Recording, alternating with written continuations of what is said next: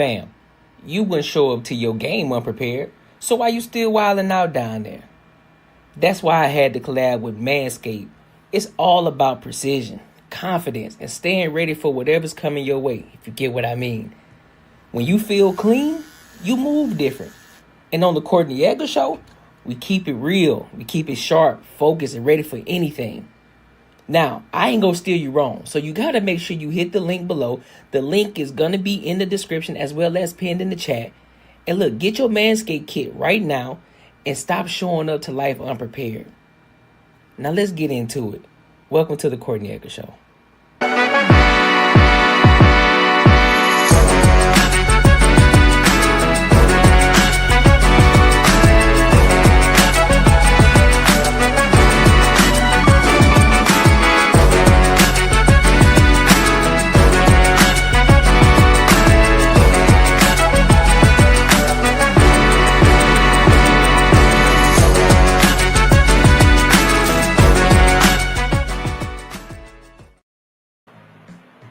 Yo, what is good, bro? What's popping? Welcome to another dope show where we talk about everything under the sun as long as we get back to the money, real conversations, and real solutions.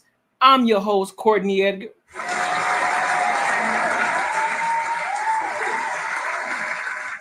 Listen, y'all like how your boy be vibing out, don't it? We be straight vibing. Bro. Listen, we got some topics to cover tonight. We locked in, we loaded. Pause. We just got a lot of topics to cover, dog. You feel me? Got a lot of topics to cover, and it's gonna be interesting tonight. But before we get there, make sure you like, comment, and subscribe for the algorithm, and make sure you hit the bell notification.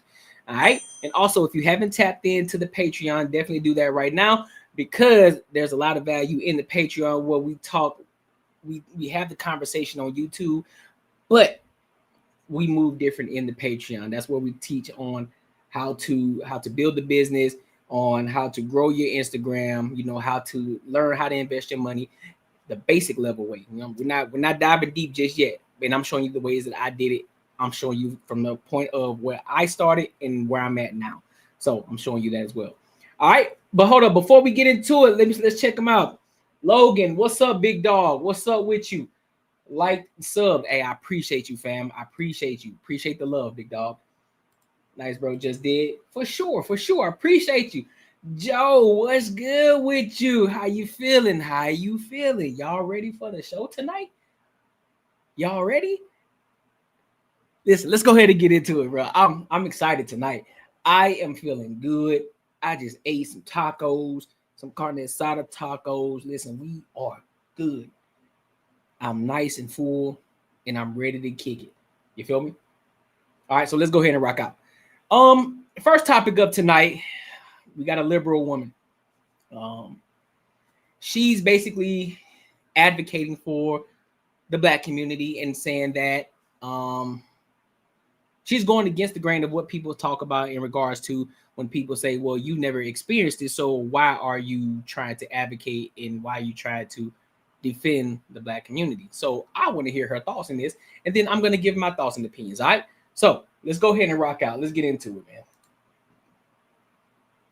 The amount of white people that dare to tell me that there is no reason for white people to feel guilty because they weren't directly involved with slavery, when every single one of them, especially the ones who dare to comment some dumbass shit like that on my posts, just proves how racist you actually are.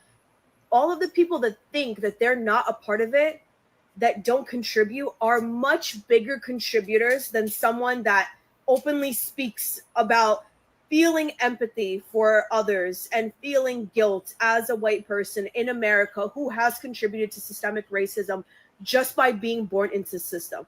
It's not something that I asked for. It's something that I became aware of. And all of the people that come on here and say that white people don't have a reason to feel guilty, I mean, all you're doing is snitching on yourself, because you're way more racist than you actually think. Because otherwise you wouldn't be commenting stuff like that. You wouldn't be taking time out of your day to comment on my post. You trying to convince yourself that you don't contribute. You trying to convince yourself that you're not part of the problem But honey, you are the problem. Because the sooner that every white person can take a deep look at themselves, take a deep look at those around them, then things can start to get better. But until then, every white person that says that they don't have a reason to feel guilty, you're just ignorant. Time to open your eyes. What the fuck she talking about? For real, no, dead ass. What is she talking about? See, here's another white apologist. Here's a white apologist. I agree with the people that's going against what she's saying. I've never experienced, bro, I haven't experienced racism on any sort of level. Nor has anybody else who claims and hoops and holler about racism. I don't see y'all getting y'all ass whipped on y'all back. I don't see whips out this bitch. I don't see none of that. I don't see it. If somebody can show me where you see, if a black man get caught up by a white man, and the white man pull out the good old whip, where you going, boy? And he got them shakalaka, shakalaka. I'll shut up. I'm not blaming these people. I'm not holding anybody responsible who wasn't responsible in the first fucking place. That's stupid. Why would I hold you, whatever your name is, what's her name? Shell Shock. Why would I hold you accountable for something that, first of all, I don't even know if your line of people had anything to do with the slavery. Maybe they were the ones that was trying to help out and get them out of the situation. Why in the fuck would I blame you for what happened back then? Why would I do that? That's just like, let's just say hypothetically, right? Somebody that was in my family, they did some wrongdoing in this world. You know what I'm saying? They just off somebody and they went to jail. They've been in jail for years. What they did ain't got shit to do with me. They made their own shit. They made their own decisions. They thought the way that they wanted to think. They are a totally different person than who I am. I think entirely different from that person. My perspective is completely different. So how in the hell can you blame me for the mistakes of the person who actually caused and have done the action? Make that make sense to me. So now we're overcorrecting. So now that's what white apologists typically do. They overcorrect because they feel guilty of what their ancestors potentially did. And of course, there are some black people who don't make it no better. Well, it was your great grandfather who did this. Nigga, how you know? What if he was on the side? What if he was on the side that was trying to help the black people? What if they didn't have a dog in the fight at all? What if they were living in a different country at the time? Who the fuck knows? They probably had their own struggles at the time. They probably were poor. Who knows? Who knows? So I'm not finna blame you for something that your ancestors potentially did. And no, am I gonna hold you accountable for it neither? That's dumb. Can somebody explain that to me? Maybe I'm tripping. Maybe I'm out of pocket. Am I wrong here? Am I missing something? Because if I am, you can hold me accountable. If I am missing something, please let me know right now.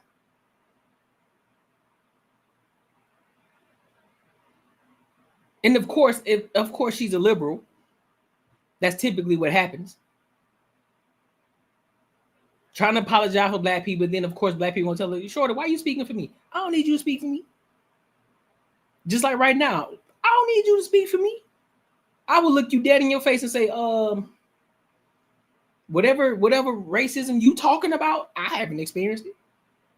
And I'm from Alabama. I'm from that good old boy state.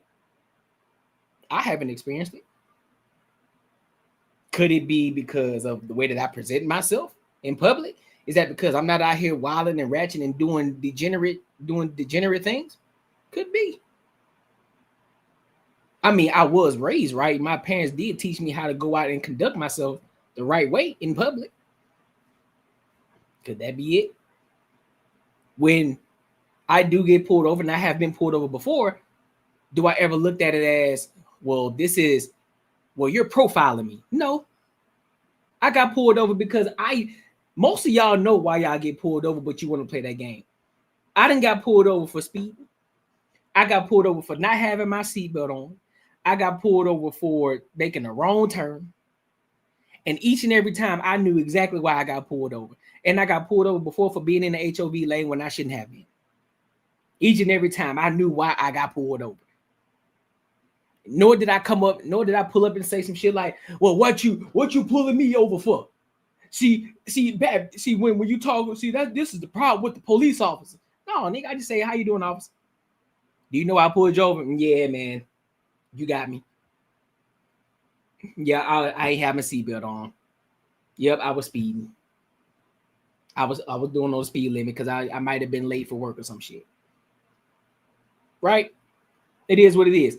Some of the cases some of the situations I got out of, and then some of the situations I had to bite the bullet and pay the ticket. Everybody went home. Was it an inconvenience? Absolutely. He's like, fuck, I did not want that ticket. But oh well, it's better than getting locked up or getting shot or going to jail for anything. I'll take the ticket and I'll just pay it. But at least I get to make it home or make it to work and go get to my destination and where I'm trying to go. But y'all make life so fucking hard. And then you got white apologists who trying to apologize for you. That's crazy work. That is wild work. Never understood it. Don't understand it. Boy, I tell you, people out here today, they be bugging. They straight bugging. But let me know what y'all think, bro. Make sure you like, comment, and subscribe for the algorithm, and make sure you hit the bell notification. Let me read some of these comments, man. To stop feeling guilty, slob on me to help the white guilt. No, what? She is the guilty one here. Facts. And that's what I was thinking. Yep, 100%. She got to get out of here, man. She got to do something, bro. She got to do something. I was waiting for a video she posted. What video? Appreciate you, Snow. What's good with you? Say what, bro? What'd you say, Precious Juarez? Juarez?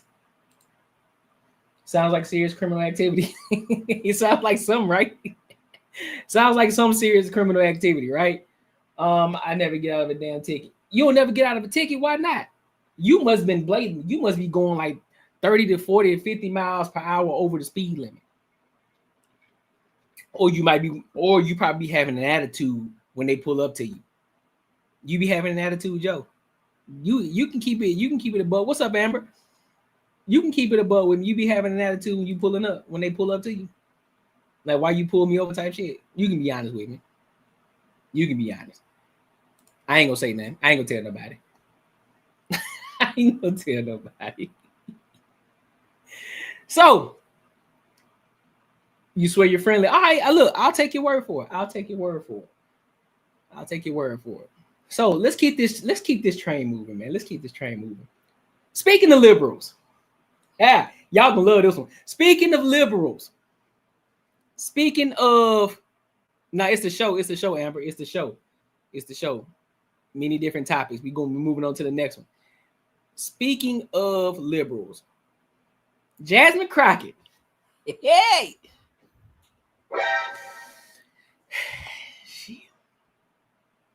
Let's have a moment of silence for Jasmine Crockett. She be out here wilding, boy. She wilding. She be out here straight wilding, and she wondered why people like Stephen A. Smith be going at her. She wonders why people like Stephen A. Smith go at her head. But I'm gonna play. It's two videos I'm gonna play. I'm gonna play the first one, and then I'm gonna play the second one, and then I'll give my thoughts. And depending on what she say in this first video, I might stop it right there and say something, and then I'll play the second video. I got out of a 90 and a 65 by being good at math. So what's the difference between 90 and 65? 25. Okay, have a good night.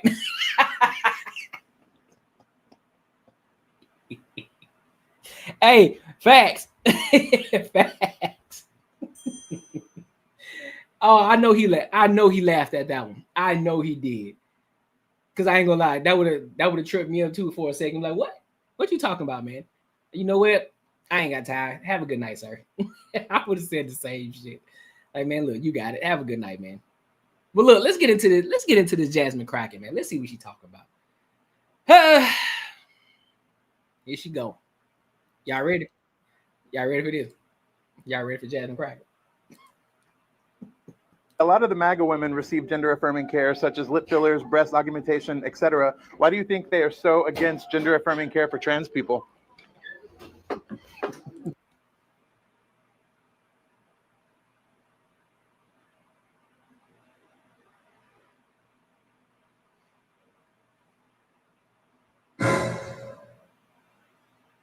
You know you want to say it. Okay, so I have this thing where, like, you know, a MAGA woman when you see one. 1000%. They all have a look, Big right? back, But they like they lips be up to anyway. Mhm. That's a whole other issue.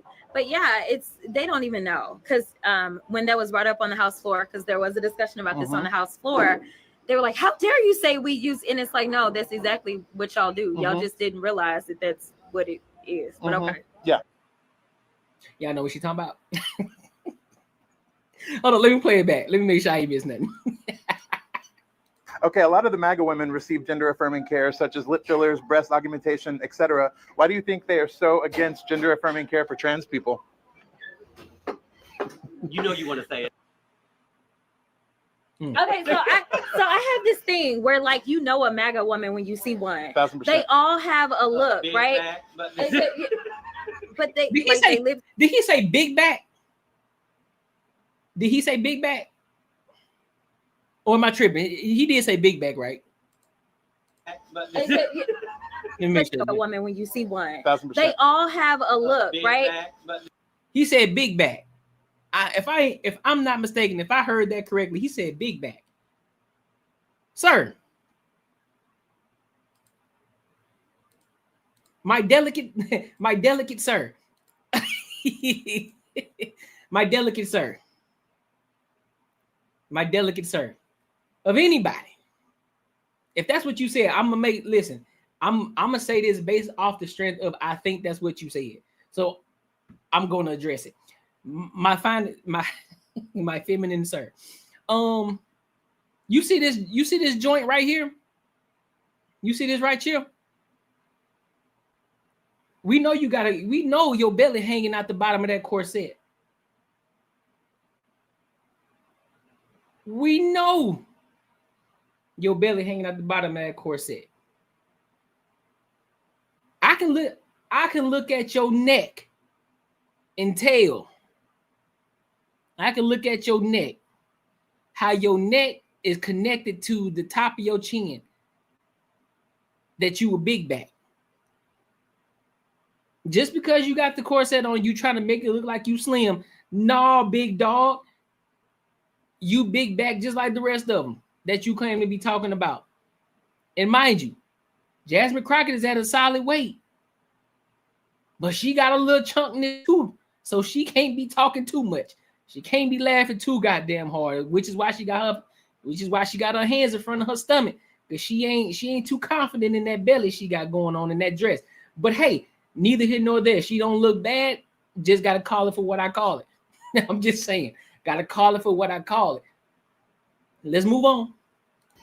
You know you want to say it. Okay, so I have this thing where, like, you know, a MAGA woman when you see one. 1000%. They all have a look, Big right? back, But they like they lips be up to. Look. Listen, that's a healthy weight though. She ain't bad. Look, it's a healthy weight. I'm not calling her fat. I'm just saying she got a little tummy up there. Ain't nothing wrong with it. Anyway, that's a whole other issue. But yeah, they don't even know. Yeah, prime weight. When that was brought up on the House floor, because there was a discussion about this on the House floor, they were like, "How dare you say we use?" And it's like, no, that's exactly what y'all do. Y'all just didn't realize that that's what it is. But okay. Yeah. Okay, yeah. Let's go to the next video because they're up here talking about MAGA women and lip fillers and shit like that. Like, it don't matter. Both of y'all use lip fillers. All y'all getting BBLs. A lot of y'all wearing weaves, extensions, all of it. This ain't nothing new. This ain't nothing new. All y'all do it. Republicans do it. Democratic women do it. All y'all do it. Ain't none of y'all are exempt None of y'all. So let's go to the next video, bro. I ain't got time to play with y'all. I ain't got time. Now this is here. Now this one here, wild. I think that it's really a good question as to why a member of Congress needs to pay for security out of money that they go and raise, instead of focusing on making sure that they use that money to educate voters about why it is that their candidacy matters. I do think that it does people like me a disservice when you are so outspoken. And then what happens is, instead of you being able to put all your dollars into campaigning, instead, you've got to do things like pay for your security. But I kind of value my life, so it is what it is. And it is. So what's her job again? So basically, let me get this straight. So basically, her job is basically what I do. I go and talk about shit. Say what my opinion is, what I think about, and what should fucking happen. And people pay you for it. Your tax dollars. That's what you're paying for. She just going to talk shit about the president and anybody else that's a Republican. You go up there, just talk her ratchet talk, and now she begging for more money. I'm pretty sure she's paid. No, Ratchet Crockett, use your own money to pay for your own security, my G. You want to go and talk reckless? You want to go and talk crazy? You want to talk tough to the president? You want to say all these egregious things about everybody? But now you want security? You better pay for it. You better come up out your own pockets and pay for it. See, this is when, you know what? I ain't gonna even say it. I ain't gonna say it. This is when y'all need to check her. Every person that agrees with Jasmine Crockett, every person that talks about, oh, Jasmine Crockett, I love her. Guess what? You need to hold her accountable, because she's talking to you. She's telling you to use your tax dollars to help her pay for security, because she knows she talk regulars. Make it make sense to me. All right, I got you on board, City. Make it make sense to me. I don't understand it. And that's what a lot of these politicians are doing. That's why Trump cleaning house. He's like, y'all just over here just getting paid to do what? Nothing. You just getting paid to do nothing. While the shutdown was going down, people are not getting paid who actually are contributing members to society, who got a job to do, that important shit that makes the world go round. And they ain't getting paid. They weren't getting paid. But the politicians were the niggas the Bernie Sanders, the AOCs, the Jasmine Crockett's, all of them. They getting up on these pulpits, hooping, hollering, screaming, talking shit, and yet and still they still getting paid. And she out here asking for more money for security. What about having that money go to the people who actually need it, right? Since you want money for your security because of the way you chose to talk. How about you raise funds to pay the people who weren't getting paid when the shutdown was going on? How about you do that? Help them out. Since you for the people, right? Well, be for the people. Don't just talk on their behalf. Go and do something about it. Let's see some action. I want to see some action from the Democratic Party, because guess what y'all do? Y'all always talking. Y'all don't do nothing else but fucking talk. That's all you do. You ain't doing nothing. You are the reason why the shutdown happened in the first goddamn place. But guess what though? Y'all had to try to find the scapegoat. No, it's Trump. It's Trump. No, nigga, it's the Democratic Party. That's what it is. Cry to your mom about it. And that's why they mad. That's why they was mad at Stephen A. Smith, because Stephen A. Smith was letting her ass have it. He was calling her out on her bullshit. because that's exactly what she do. She be bullshitting. And the audacity of a motherfucker to get on TikTok to come out here and ask for more money. More money and more money. Here comes the money. Nope. Lying to me. Lying to me. Jasmine Crockett better go on about her goddamn business. That's what she better do. Go on about your business, shorty. Go on about your business. But let me know what y'all think in the comments. Make sure you like, comment, and subscribe. Let's read some of these comments, dog. Let's read some of these comments. And oh, if you want to support the channel, link is, well, do I have a link? No, I ain't got the link. Don't worry about it. You can hit the super chats if you want to, but I normally have something scrolling across, but I ain't put it up here. But yeah, so if you want to support the channel, you know, it's definitely appreciated, but it's not expected. All right. So let's read some of these comments. He said, big bag, you are not tripping. Okay, I thought I wasn't tripping. Joint. Yeah, he's twice her size. That's what I'm saying. Big Bertha looking ass dude, bro. Talking about some big bags. Sir, just sit back there and be quiet. Jasmine is at her prime fighting weight. It's a healthy weight. You know what I'm saying? But we know I ain't gonna go there. Nope, I ain't gonna go there. My girl cousin makes bank giving lip fillers and Botox, clears $300K a year. God damn. Listen, that's what's in the market, bro. Lip fillers, BBLs, all that jive. All that Botox shit, yeah, you can make money from it. You can definitely make money for it. It's definitely a market out here for it. That's for sure. Gotta put the baby to sleep. You'll be back. All right, bet. Yeah, Amber, you're right. It definitely is. It's a market out here for, because there's a lot of women who, you know, they got the skinny lips. You know, they want that Kylie Jenner makeover. They want that Kim K makeover. That's what they want. They don't want that Cardi B. They want that Kylie Jenner makeover. Because boy, I ain't gonna lie to you, I have not, outside of Bree from Selling Sunset, I have not seen a better BBL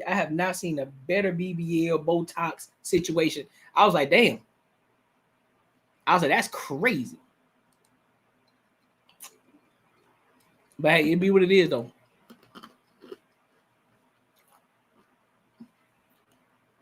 I understand. So you refrain from it? I feel it though. I mean, listen, I dig it. I 100% dig it. All right. So look, let's go ahead and move over. I want to go ahead and move over to this next topic. And so y'all remember Bobby Boucher? And the mom was like, the chickens have come home to roost, Bobby Boucher. Yup. And the reason this is because there was one point of time, you know, kind of around the pandemic situation, there was this fellow guy named Kevin Samuels. Nah. I mean, I'm not a huge fan of BBL. I'm not a big fan of BBL and fillers. I'm not. Because I then have to say that you aren't confident in how you were made. You aren't confident in who you are as a person, because you want to make changes to yourself. You want to put lip fillers in you want to get butt implants because you think your butt is too flat, or all that extra jive. Like, nah, man. Be confident in who you are. If you a bop, be a bop. If you are attractive, just be attractive. All of that. So, nah, I'm not a big fan of it. I think it's a cowardly move. And that goes for men and women, because I know there are men who actually get BBLs too. It's crazy.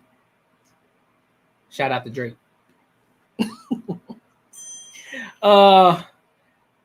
What you mean what I know about Kevin Samuels? Yeah, man. So Kevin Samuels, during the pandemic times, Kevin Samuels, he was going in, you know, he hit his mark and he took off around the pandemic time, because you know the ultimate saying, you best at average. You're average at best. That's the phrase. You're average at best. And so it caused an entire uproar in the women community, because at first he was just talking to men, but then when he started talking to women, it caused a major uproar in the community. And I'm not talking about just the Black community. I'm talking about just the women community overall. They started going at his head, but he stood firm, stood 10 toes down, and let them know what was going on, what the real was. These type of men that they ask for, you can't just ask for them and you not do the work. You have to also be willing. You have to also put in the work to receive that type of man, and so on and so forth. And so there has been times where Kevin Samuels has said, "Winter time is coming," and I think that time is slowly coming, and I think it might be here. So there's a woman who used to go at Kevin Samuels, but yet she's starting to feel it. She's starting to feel that winter coming, and now she's backtracking. She's backtracking now, and she's understanding what Kevin Samuels was saying. So let's listen into it, and then we'll give our thoughts on it. All right? I hate to admit that so much. Let me go back. Kevin Samuels was right. I hate to admit that so much. But got to give credit where credit is due. Facts, Raw. Kevin Samuels was right. Ladies, winter is coming. And last night proved to me that I need a man. For real. Because I almost died in my room. It was 30 degrees in Houston last night. My toes almost froze off. Unfortunately, we got to stop with this strong, independent bullshit, because when it gets cold outside, we cannot cuddle up with our independence. Okay? Yes, I have an amazing blanket and central heat and all that stuff. I didn't turn the central heat on last night because I didn't know it was going to be so cold, but that's neither here nor there. The point of the matter is, I should have been cuddling up with my man. Okay? I should have been increasing my body heat when it was cold. But you know what I was doing? Laying my strong, independent, stupid ass in the bed by myself. Now, let me tell you something. I'm done being single. I've been saying this for months, and I'm so serious. I am done being single. I want to love and cater on somebody with warm flesh. Okay? I want to honor and respect somebody who can keep me warm. I'm sorry. Y'all got this single shit by yourself. I am done with it. I am done with it. It is so bad right now that I might go ahead and go to the gas station and scoop up that homeless man that proposes to me every time I fill my tank. I mean, I can tell if I clean him up a little bit, give him a little haircut, he might be kind of fine. Okay? That's how cold I was last night. Hey, she said she trying to be like old girl off of Two Can Play That Game. When Bobby Brown was the little ratchet, we had the Jerry curl and shit. He was like, "Ooh, ooh, Karen, I want you." I'm telling you, bro. Listen, bro. Ladies, y'all better listen up. He said, nah, sis, go charge that rose up. They're like, nah, don't say you need us now. Nope. Talk that talk you've been talking. Talk about you divesting yourself from men. Go ahead and talk that talk, but you don't need a man that you don't need him, you just want him. No, talk your talk. We want to hear it. We want to hear the talk. Kevin Samuels called it.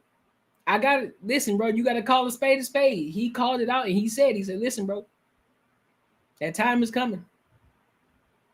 All this bullshit talk that you talking about, I don't need a man, I just want a man. And what can the man do for me? I am the table type shit. Hey, man, all that shit out the window. That shit sound good because you in the first world country.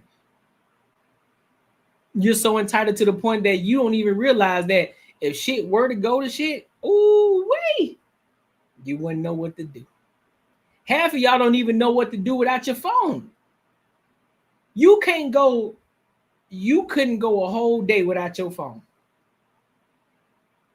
You couldn't just say, you know what, I'm gonna put my phone down. I ain't gonna use my phone at all. Now, I ain't talking about just keeping it in your pocket. I'm talking about at all. Some of y'all can't even do that.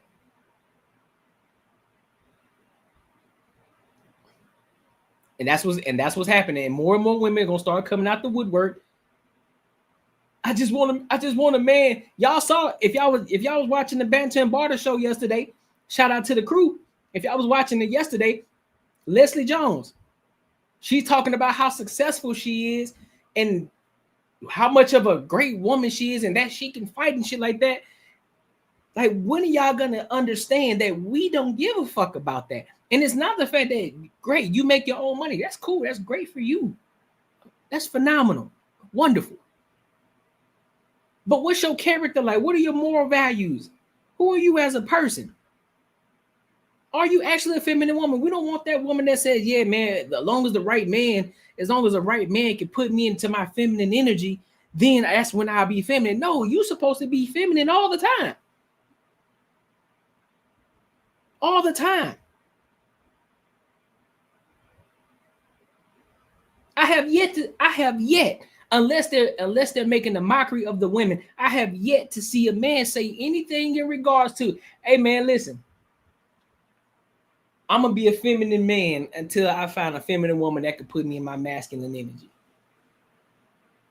Until I find me a woman that's feminine, I'm gonna be in my feminine energy. Cause half of y'all chicks ain't worth my time.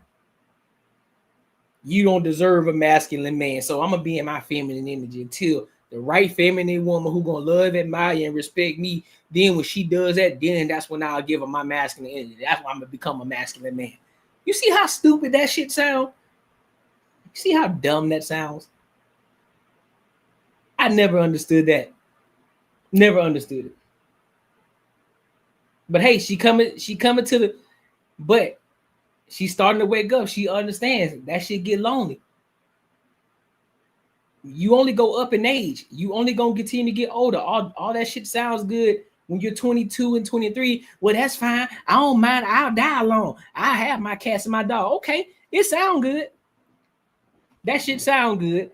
But when your friends and everybody around you in your circle, they getting married, they having love, they having their children, they're building the family, they're building wealth. They got their dream home, dream cars, dream job, and they're doing family events. They're doing all the fun shit together as a family, as a unit. When you see them posting pictures and shit on their stories, talking about how they're at fucking Disneyland or they're traveling across seas somewhere with their family, and they're seeing their kids grow up and go to college and they're enjoying life and all this good shit. You're gonna be like, damn, man, I wish I had that. I wish I had that. Now you're gonna be up in age. People gonna ask you, what do you wish you could have changed, or what do you regret in your life? Well, I regret not having a family. I regret not creating a legacy. Y'all so worried about the world and what the world is doing. Nigga, you supposed to be focusing on how you supposed to help build the world. Be fruitful and multiply. That's how you keep this thing going. Be fruitful and multiply. Get out of your own ego. Again, I said this before. I don't think men have bigger egos than women. I don't. I think women have bigger egos than men. I really do. They don't understand exactly, milkman. They don't understand it. They don't understand it. And the shit that pisses me off the most is when you got other men who agree with them. It's like, fam, you really just gonna let her just say that shit and you gonna agree with it? Like, you truly in your heart of hearts believe what the fuck she's saying right now? You telling me that this woman who is 33, 34 years old, she on the brink of not being able to have a child, right? She ain't married. She focused on her career. She out here telling men what she ain't gonna do as a woman. But yet and still, she say she want a man. She want a masculine man. She want a man that's gonna do what he do. But yet when that man tell you to shut the hell up out of love, you ain't gonna listen. You ain't gonna follow his lead. Interesting. But he gotta be making 6 figures and 7 figures in order for you to listen to him. Nah, it don't work like that. A man's man, no matter if that nigga making $50,000 or he making 7 figures, it don't matter. If he's a man, he's a man. And if he's a great leader, he gonna lead you right. And you gonna follow him.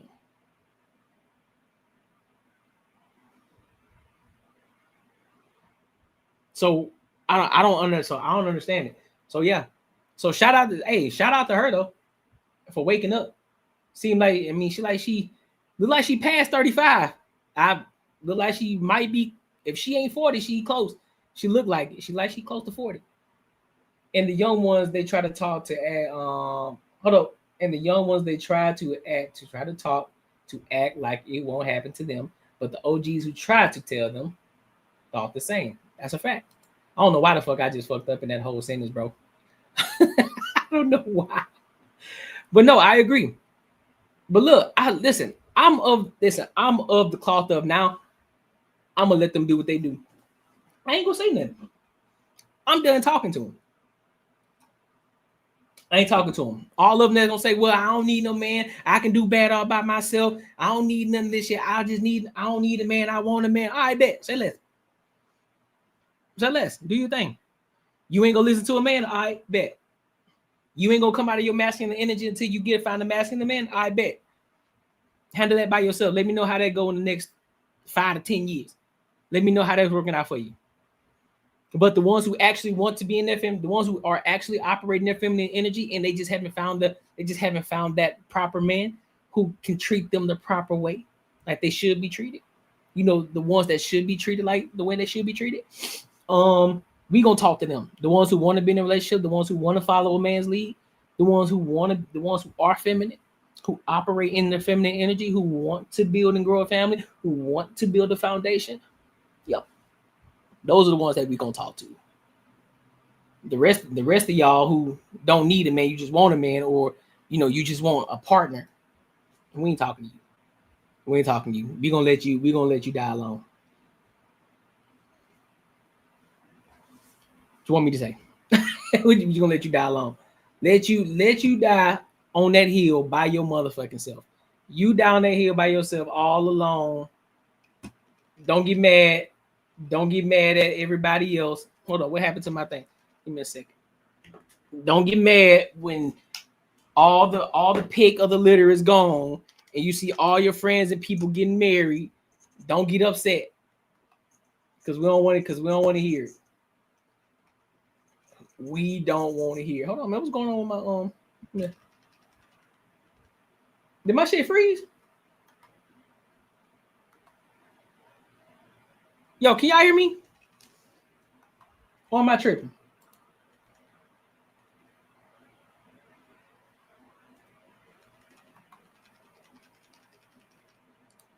Bro, what is going on with my damn thing? All right, you can hear me. Okay. Boy, my shit was straight tripping. On God. I'm saying I'm not going in my masculine until they achieve 500, 1,000 throw hours. Man, this dude here crazy as hell.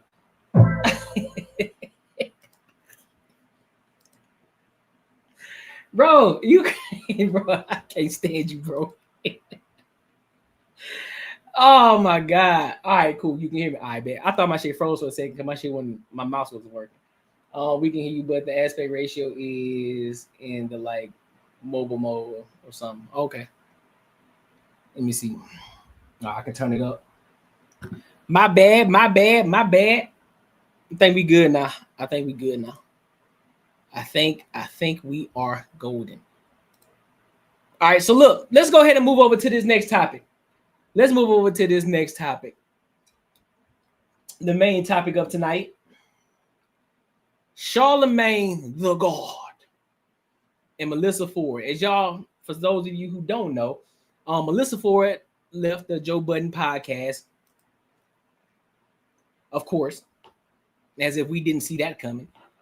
She left the show to do her own thing, basically, because I think she has her own show. It's called Hot and Bothered with Melyssa Ford and the Breakfast Club. Huh. Is that like a I think so. I guess they pretty much, it's probably like a spinoff of the Breakfast Club. Okay, cool. Well, I guess they picked her up and now she got her own shit. She got her own show, and now she's gonna talk about the Joe Budden podcast and basically calling them misogynistic. Interesting, right? So let's go ahead and get into it. Make sure you like, comment, and subscribe.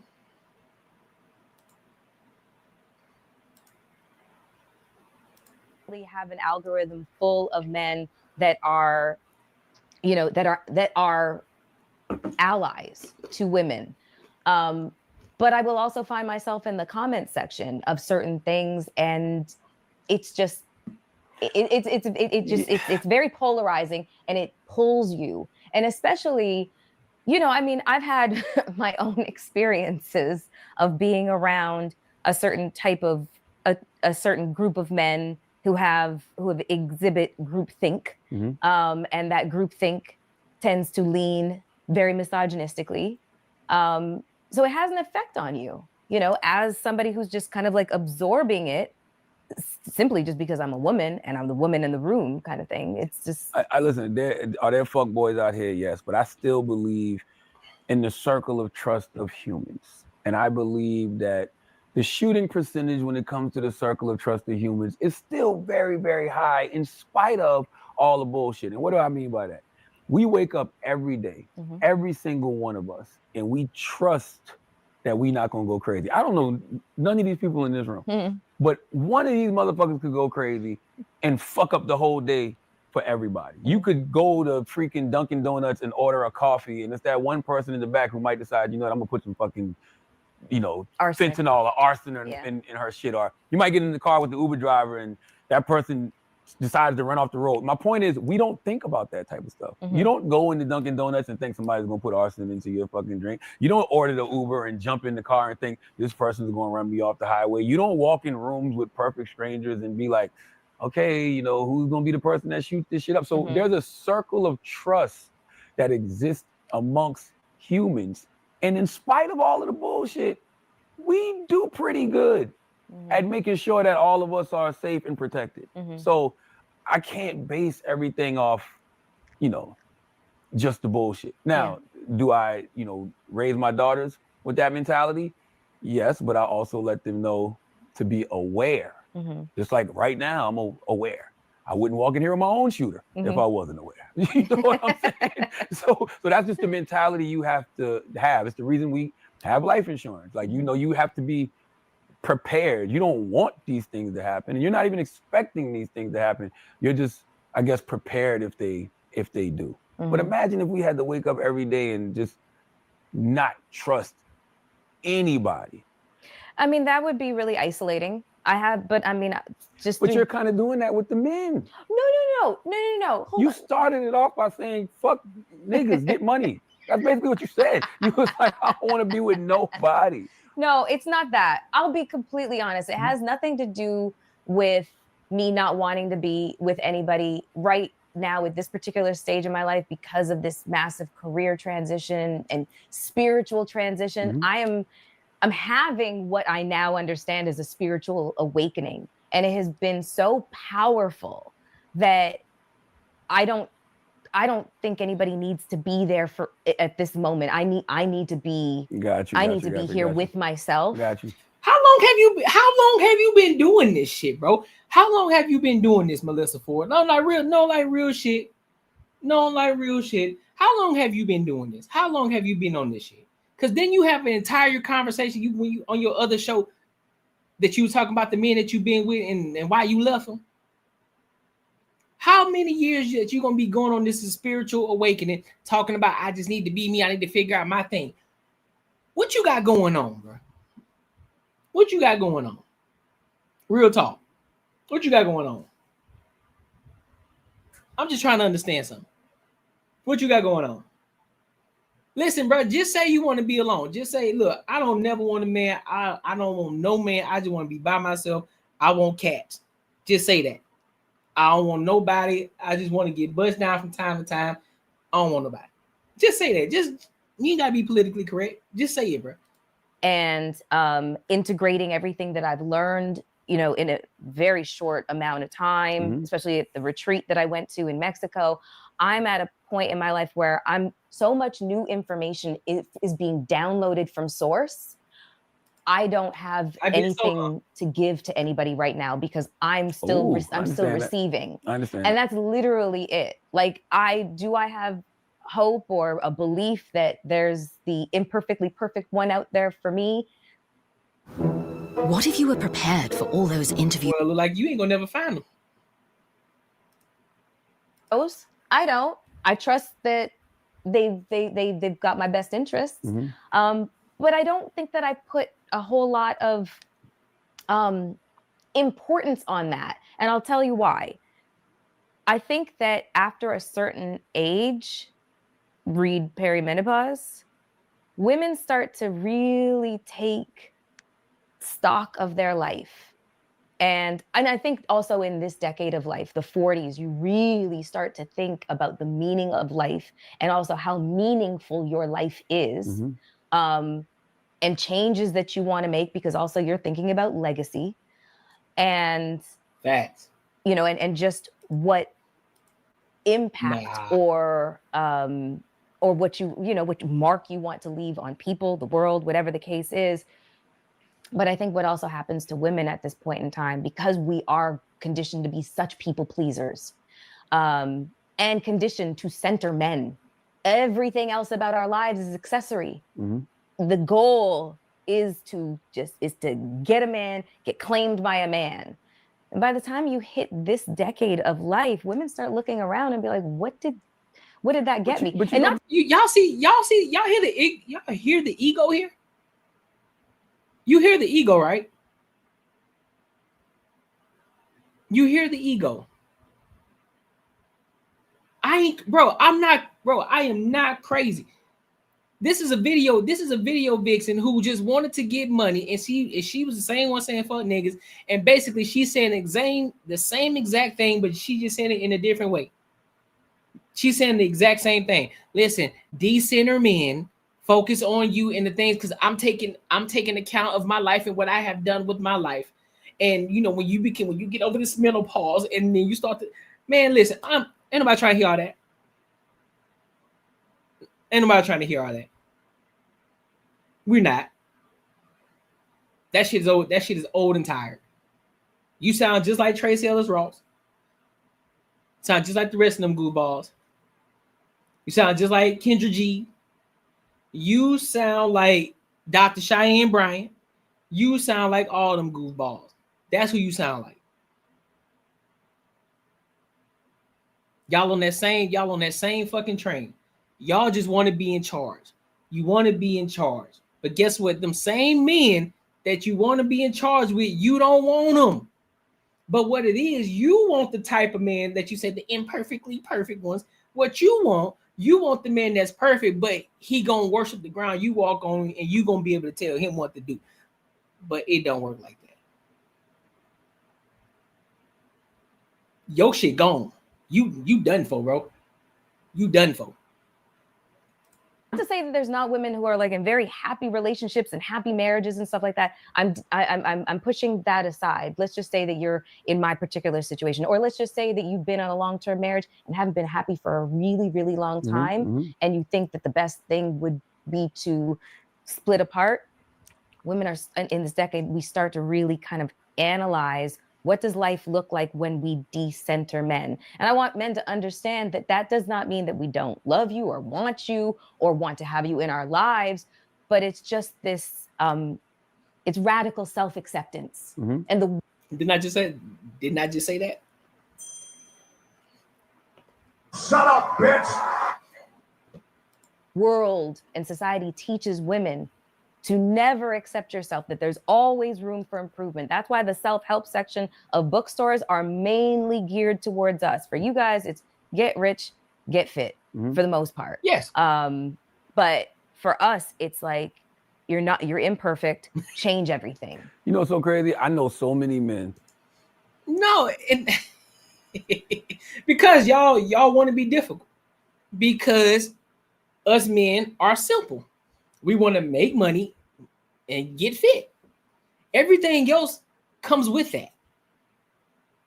Everything else comes with that. If you got the money, you fit, and you listen and focus on your character too. For all men out there, listen, focus on your character, focus on your morals, get to a bag, focus on your health.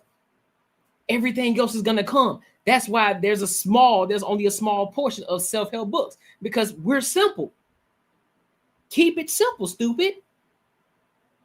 But because your mind and the wiring in your brain is all over the fucking place all over the fucking time, You got to go to this deep shit. There's so many different self-help books on how to be the best mom, how to be your best self. Fuck the niggas, decenter the men. All this extra shit. But what y'all don't realize is that you fucking yourself up. And guess what? Them type of niggas, guess what type of man you're going to end up getting? A liberal man. A liberal man who like to put nose, who like to get the bull rings in his nose. That's what you're going to get. That's exactly what you're going to get. Because I have yet to see an actual really good, I'm talking about a phenomenal woman. Feminine, does everything right, great morals, great character. I have not seen, I'm pretty sure there's some that slip through the cracks, but I rarely see the fact that a really great woman like that not be able to keep a man. But guess what? If you listen to Melyssa Ford, best believe you might as well go ahead and plan for about the next 10, 12 years. You're going to be single.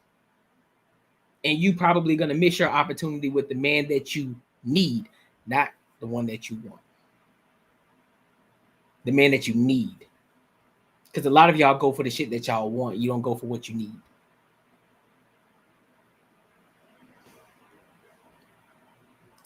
That are in their 40s right now who sound just like that. Like literally, like they want to be, they want a wife. Mm-hmm. Like they want to have kids. Like they're looking at, you know, somebody like myself or somebody like Andrew, and they're like, so you want to tell me about your bad dreams? It's always the same. Damn, I shouldn't even have said that, because it's like, you know what I'm saying? It's like friends of ours that are like, they want to be married, they want to have kids, they want to have the family. And I know a lot of guys that are like that in this moment. So I think that society would be a better place if men would express that. I think so, you know what I'm saying? too. If men would talk about how, you know, man, I don't want to be 45 years old, 46, 47 years old and not have a woman and not have a family. Like I want that. I think if men would have that conversation, men and women would stop missing each other. Because trust me, am I judgmental? Yeah, I'm the judgmental person that looks at a man and be like, why you ain't got no kids, bro? Mm-hmm. Why you ain't married at 40-something years old? Like, why, you know what I'm saying? You 50-something. But are you okay with the fact that some people this isn't that, it's not that lifetime for marriage and kids? Yeah, I'm fine with it. Mm-hmm. I'm just saying, you know, I'm the judgmental church lady. I'm just wondering, like, why is that person, you know, why? You know? Do you think that there's different reasons as to why a woman wouldn't end up married with children and a man not ending up married with children? A lot of women make the choice, and I can't speak for women. I'm just telling you from what I've heard. A lot of women make the choice because they choose their careers. Mm-hmm. A lot of women have been scorned, right? They've been with a guy and they thought that this guy was the one, and they thought that they were going to get married, and it didn't work out. And so now it's just like, fuck men for life, mm-hmm. right? And then some. How come men don't have that? I've seen, don't get me wrong, I know there are some, but how come I don't see men having this situation? Yeah, I think Charlamagne's married with kids. But my thing is this, because again, women leave men, especially if they're educated and they go to school, right? They got their college degrees. They typically leave men at a 70% clip. Their marriages at a 70% clip. But I still don't see as many men getting on platforms talking about decentering women or none of that. I don't see it. I'm pretty sure there are some, but I don't see it as much. But yet and still, these same individual women, because mind you, Melyssa Ford, again, she had an entire podcast talking about the relationships that she'd been in and the ones that she left. All of them that she left. Had opportunities to be married and she left, right?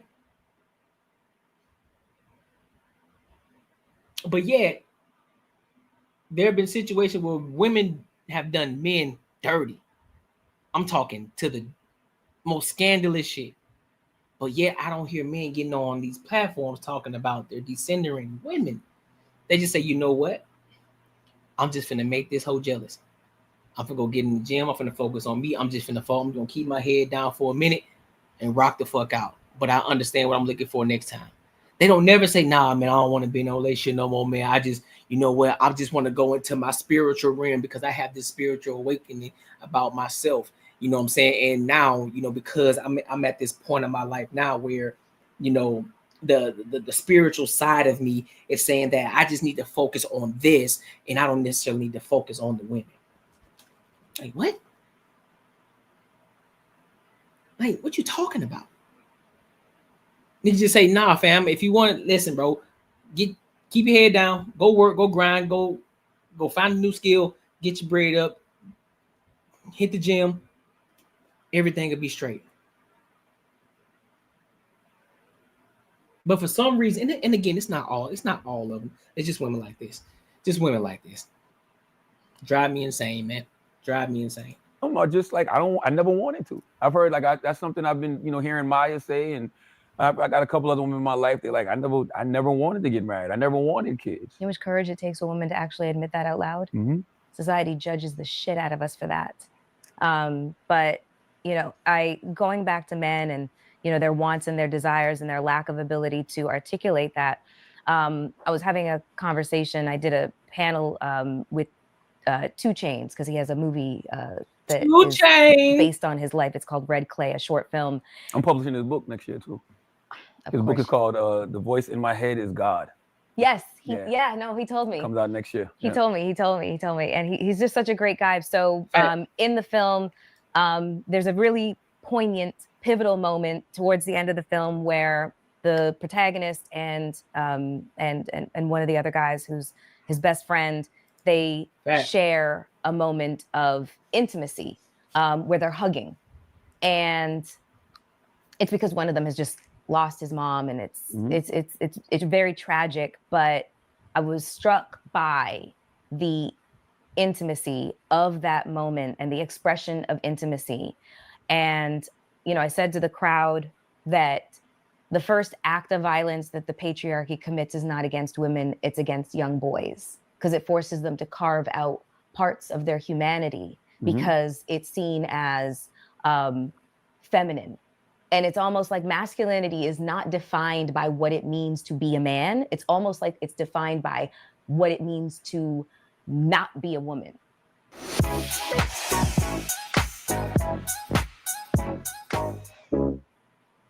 All of the things that can be seen as feminine are villainized. So you can't acknowledge those parts of yourself. When any indigenous person will tell you that the divine is masculine and feminine and acceptance of both. Those are the healthiest people that the part that you aren't representing, Melyssa Ford, the part that you're skipping out on is that yes, men and women both, they have masculinity and they have femininity within themselves. But what you're not explaining is the fact that yes, men need to be more masculine. Name me a feminine man that was a leader. Name me a feminine man who uses emotions to make decisions. Name me a masculine man that uses his emotions to make decisions. Name me a leader that forefronted his feminine side in order to make a decision or to become something bigger or to be a martyr in the community. It wasn't his femininity, it was his masculine. So yes, we all understand that. Yeah, we carry that. We understand that.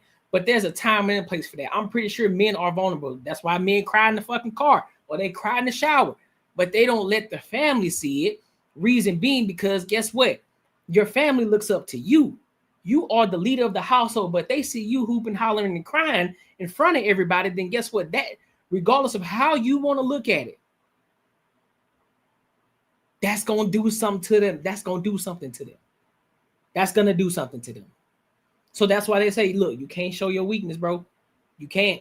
I get it. You know, they want you to be vulnerable. Cool. But there's only a certain amount that you give. There's only a certain amount that you give. I'll give you an example. I saw this video the other day. Kid you not. And it was a line of fellas. And no, this wasn't Pop the Balloon. There was a line of fellas. And the question was, and I guess it was this girl, she had to choose amongst these other guys. And the question was, when was the last time, what was something that made you cry? And Buddy said, man, I just lost my best friend last year. And literally it hit him. It triggered him. And Buddy, he teared up. He teared up a little bit. He's like, damn, man, I lost my best friend. It's really tough on me, dog. Like, that was my guy. Kid you not. She did not choose him because she said she felt that was a little weird for him to cry because he lost his best fucking friend.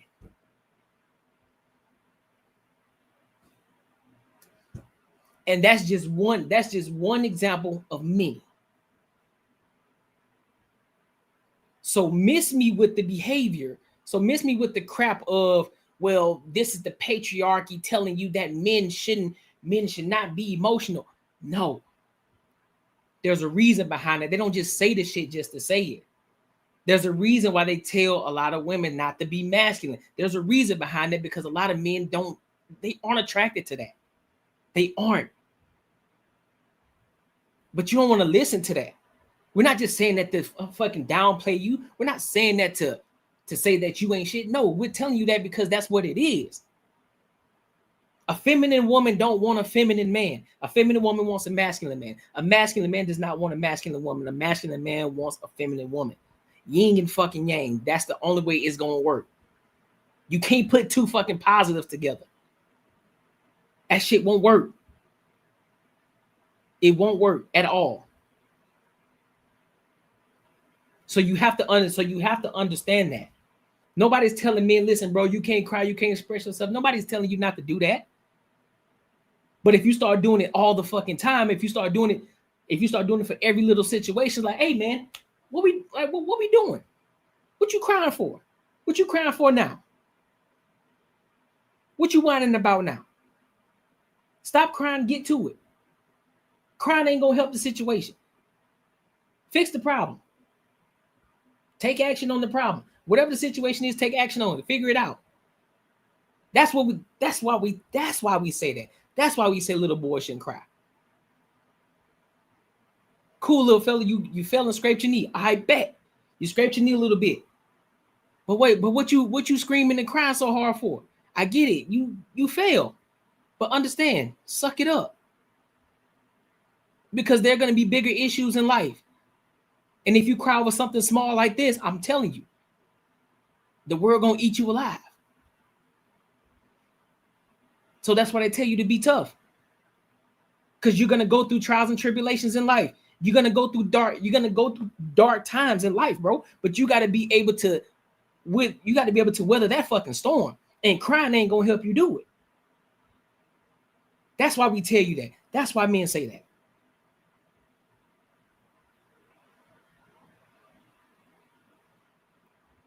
What we talking about, bro? What are we talking about? Come on, man. Come on, bro.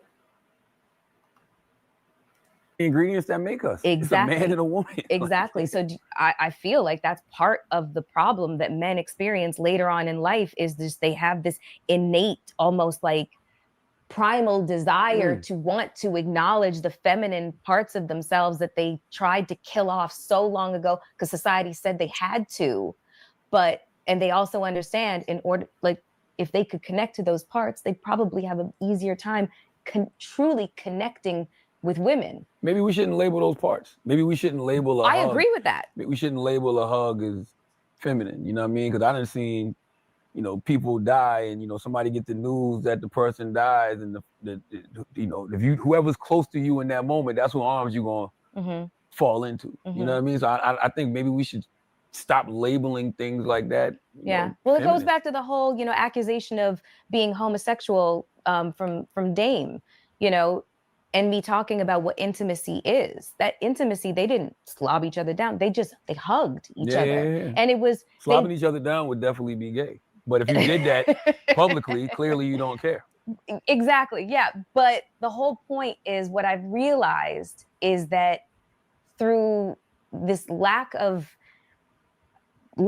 being able to connect to those parts, whatever you want to call them, we'll call them, just for the sake of argument right now, the feminine parts of yourself, you rob yourself of understanding what intimacy actually is. Absolutely. What I have experienced a lot in my life, and I know that a lot of women have experienced this, is men trying to create a false sense of intimacy. The only problem with that is that women are very, very, very good at understanding what intimacy is, because we are intimate with each other. We understand that intimacy is literally like, yo, this ponytail is killing me. I sit down in front of my girl. She takes my ponytail out of my head and then starts to massage my head. What you're not about to do is massage my motherfucking head. No. See, this is where it goes left. I'm not sitting between no other man's legs so he can massage my head. I don't care if he is my best friend. Yeah, I've hugged my friends. Yeah, I hug my friends. Yeah, they're my friends, bro. They're like brothers. Yeah, that's a showcase of intimacy. Yeah, it's good, fam. Like, bro, how you feeling, bro? How you been? How you doing, dog? You straight? Family good? Yeah, bro. Like, we good. It's an intimate hug. Yeah, we understand that, bro. Like, we're not saying that. But what you're not about to do is sit up here and gaslight me and tell me that I need to sit between my homeboy's legs and like, hey, man, I need a head massage, Brody. Like, I need that. No, what I'm gonna do, I will find a girl to do that for me. No, stupid. Not finna do that. Hey, bro, massage my head, bro. Nah, we wired different, and you not finna. No, not happening. Not happening. Just like when y'all be having sleepovers and shit, y'all be testing out kissing each other and shit. So you think men should do that too? That's what you think? If men kicking to each other, you think they should test out kissing each other too? That's what you saying? Because basically it's okay and you sit between her legs and goddamn it, you massaging her head for what? So if I'm sitting next to my homeboy, if I'm sitting next to the homie, should I tell him, hey bro, can you know what I'm saying, scratch my back, bro? Like, you know what I'm saying? Nah, get up under the shirt, bro. Like, scratch my shit, dog. Like, scratch my back, bro. Like, yeah. Oh man, that shit feels so good, bro. What we talking about? And this is where the conversation goes left. This is where the conversation goes left. Massage. Yeah, you crazy as hell. Massage my head, bro. I'm finna sit between your legs. Listen. I'm sitting between your legs. My hands in my lap like this. My feet crossed, my legs and feet crossed, while you massaging my head. I'm gonna be like, oh shit, bro. Hey, bro, that's a good spot right there, bro. That's it right there, big dog. And he up this bitch. Yeah, bro. I got you, dog. You know what I'm saying? I got you, bro. Don't even trip, bro. I got you. Like, come on, man. Like, get it, man. Miss me with that shit, dog. And it doesn't mean anything other than that's my friend showing me comfort in an intimate manner, and it's permissible because we're women. And it makes me think, you know, I've thought long and hard. That actually happened like several months ago with one of my girlfriends, and it made me think. In the similar web is a digital. And them braids be fresh as hell too. Be like, bro, who in jail doing your braids? Because there's no way, knowing, especially if you ain't got no visitation, how your braids so fresh? What y'all doing in there? And now you gotta ask questions. Now you gotta ask deeper questions. Hey man, what y'all be doing in there? Because nigga, every time I see you, every time you take a picture, bro, you got some fresh braids. Who doing it? How long is a visitation if a woman comes? How long is that visitation? Oh, 30 minutes. Ain't no way she braiding your hair in 30 minutes. Who braiding your hair, bro? Nah, they straight bugging. I'm not gonna play me. God was getting them right. You feel me? She wants meat on her man's mind. Them boys' best friends been clouding the day-to-day think. The day-to-day think, huh? Like, for real, like, don't become massage on here like, hey, bro, you look like you stressed, bro. Let me massage your head real quick, fam. Like, let me massage your hair, bro. Like, you look like you stressed, big dog. man, all you gonna get is a smack on the back. You got it, big dog. Suck it up. That's all you got. Oh shit, hold up.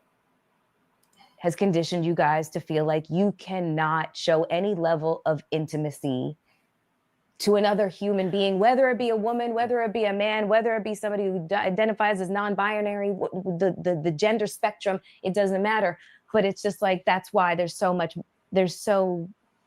a lot of times intimacy is like manufactured because men don't really kind of understand what it actually means. I don't think we should use the word intimacy. I love the word intimacy. I think intimacy is for men, and women are people who are in a romantic relationship. No. I think that connection is what we should be striving for. And I'll tell you what, like going to the barber is a connection, right? Like you and your barber's cutting your hair, you know, your barber's doing a great job. That's the only time you get to do anything with my head. Pause. That's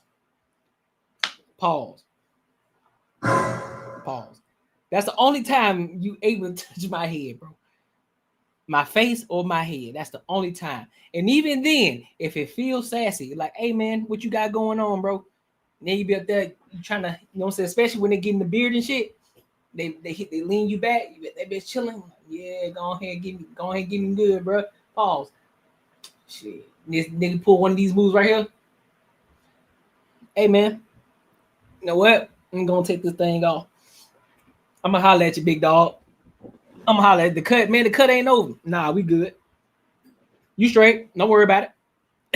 We good. No eye contact.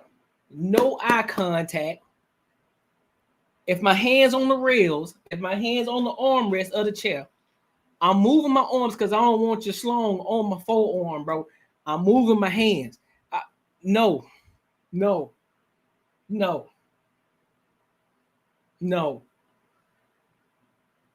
If you lining me up and you do that and you do this right here, you know how barbers be when they be doing this joint right here. They cut your head and do this shit right here to make sure your line straight. Don't give me dog. Don't look at me in my eyes, bro. Don't look at me in my eyes, bro. Don't look at me in my eyes. Don't do that.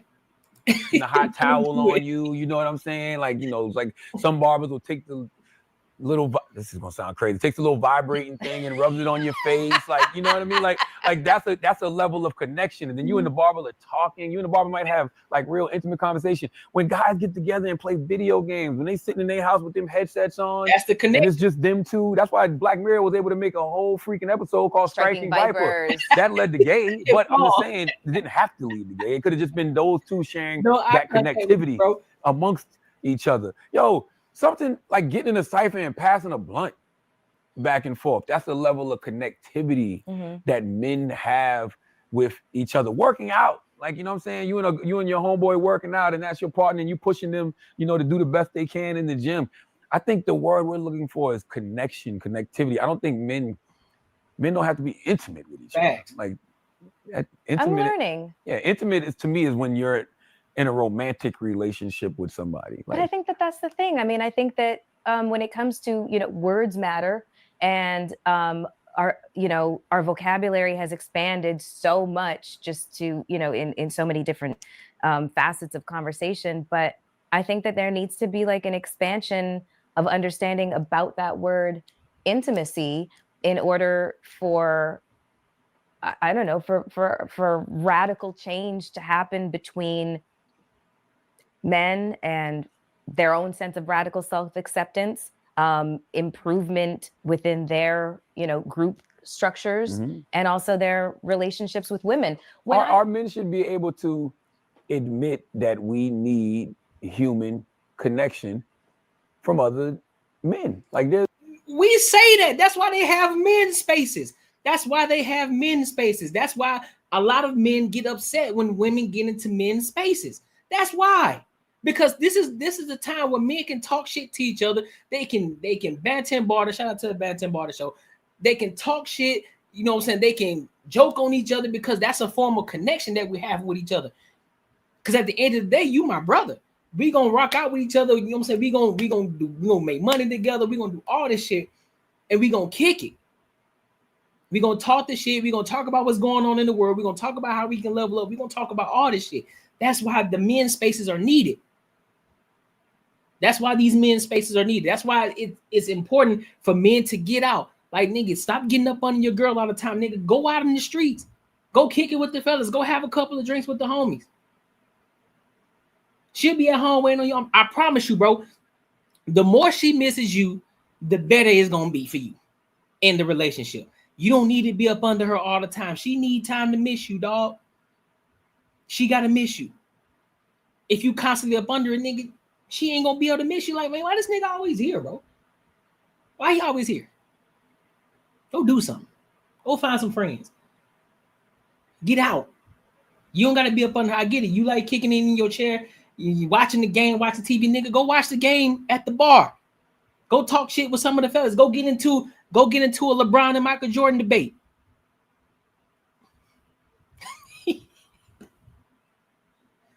Yeah, he definitely get that unibrow shaped up. Yes. We men say we got our man caves, and you and your boys get together to watch a foot. It's a man cave. It don't say us cave. It's a man cave. Just like she got a she shed, it don't say she and us cave. It's a she shed. She got her own. I got mine. Man cave. That's my spot. Don't come in here. Leave me alone.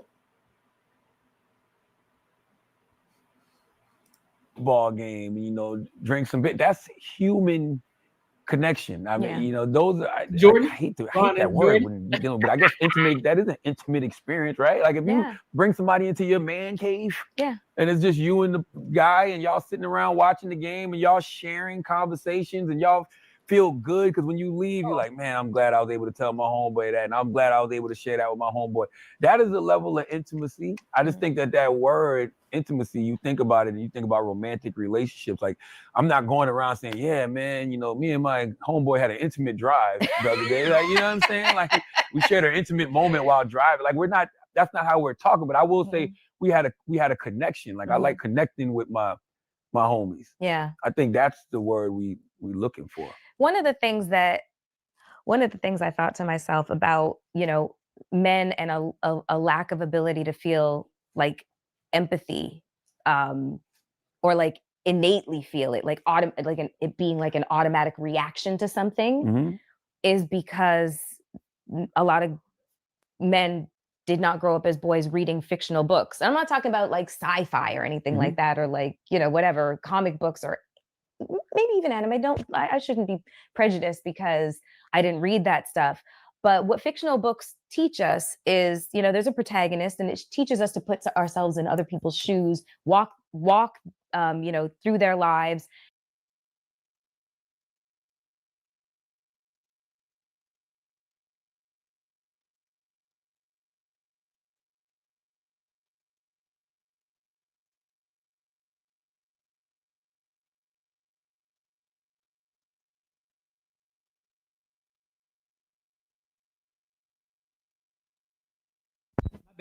My bad. I said this is why she left the Joe Budden podcast.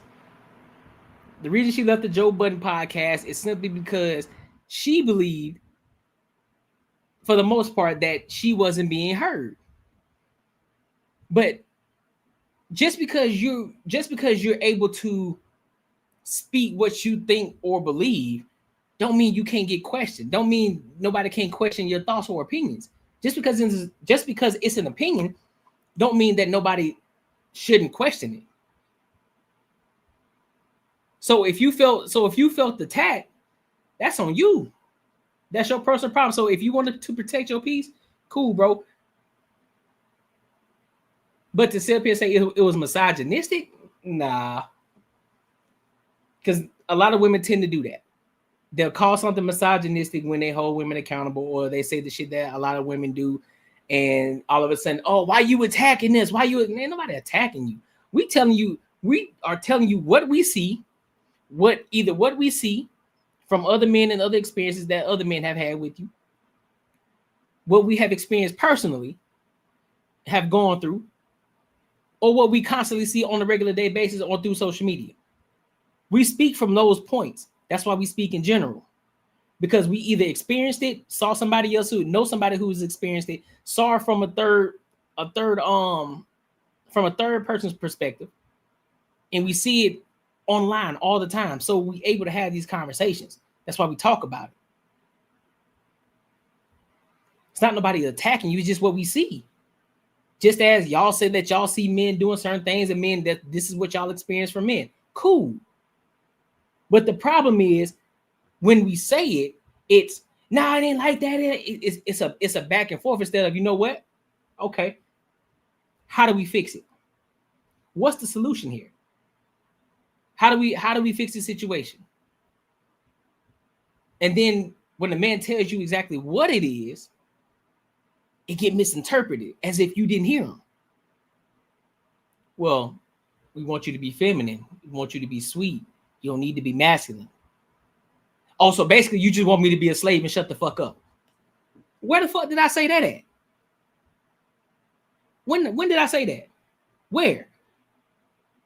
In what level and what point did I make that it sounded anything remotely close to that? And then next thing you know, we having a conversation about the fucking conversation. Experience what they're experiencing, even though it's something maybe completely different from what we experience in our own daily lives. And through that, we kind of develop a sense of empathy. Would you say that that's a thing or no? I don't think it's not a thing. I mean, you know, one of the greatest things my mom told me, because she was an English teacher, so she used to always tell me to read things that didn't pertain to me.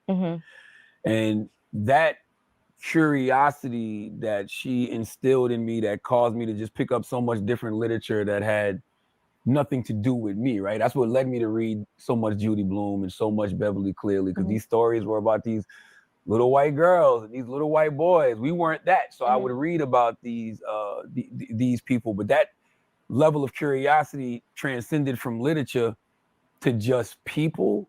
And I think when you have conversations, right? Like if I have a conversation with you, like instead of just, and I'm going back to the bear example, if I'm on social media and if I'm looking at these women and they're having a conversation about feeling safer around bears, all right, I need to see what the fuck's going on. Like I need to have a conversation with a woman I know. I don't want to talk to a bot in the comments. If I see a woman I know in these comments and they say they feel safe around a bear, I want to have a conversation with that individual, because then maybe I'll get a better understanding of why women feel this way. And I think that's something that we don't do. We stay in our bubbles.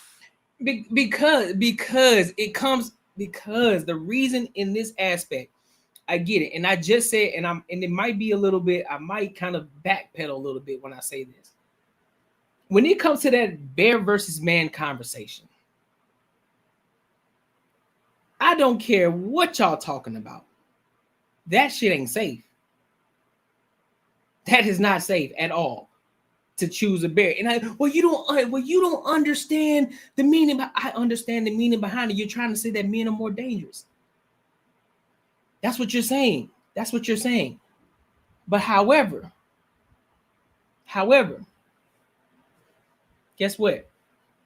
Last time I checked, it's more dangerous to be around a woman than it is a man. Go look at the percentage of relation. Go look at the percentage of relationships. What type of relationships tend to have the most domestic violence cases? It's women on women.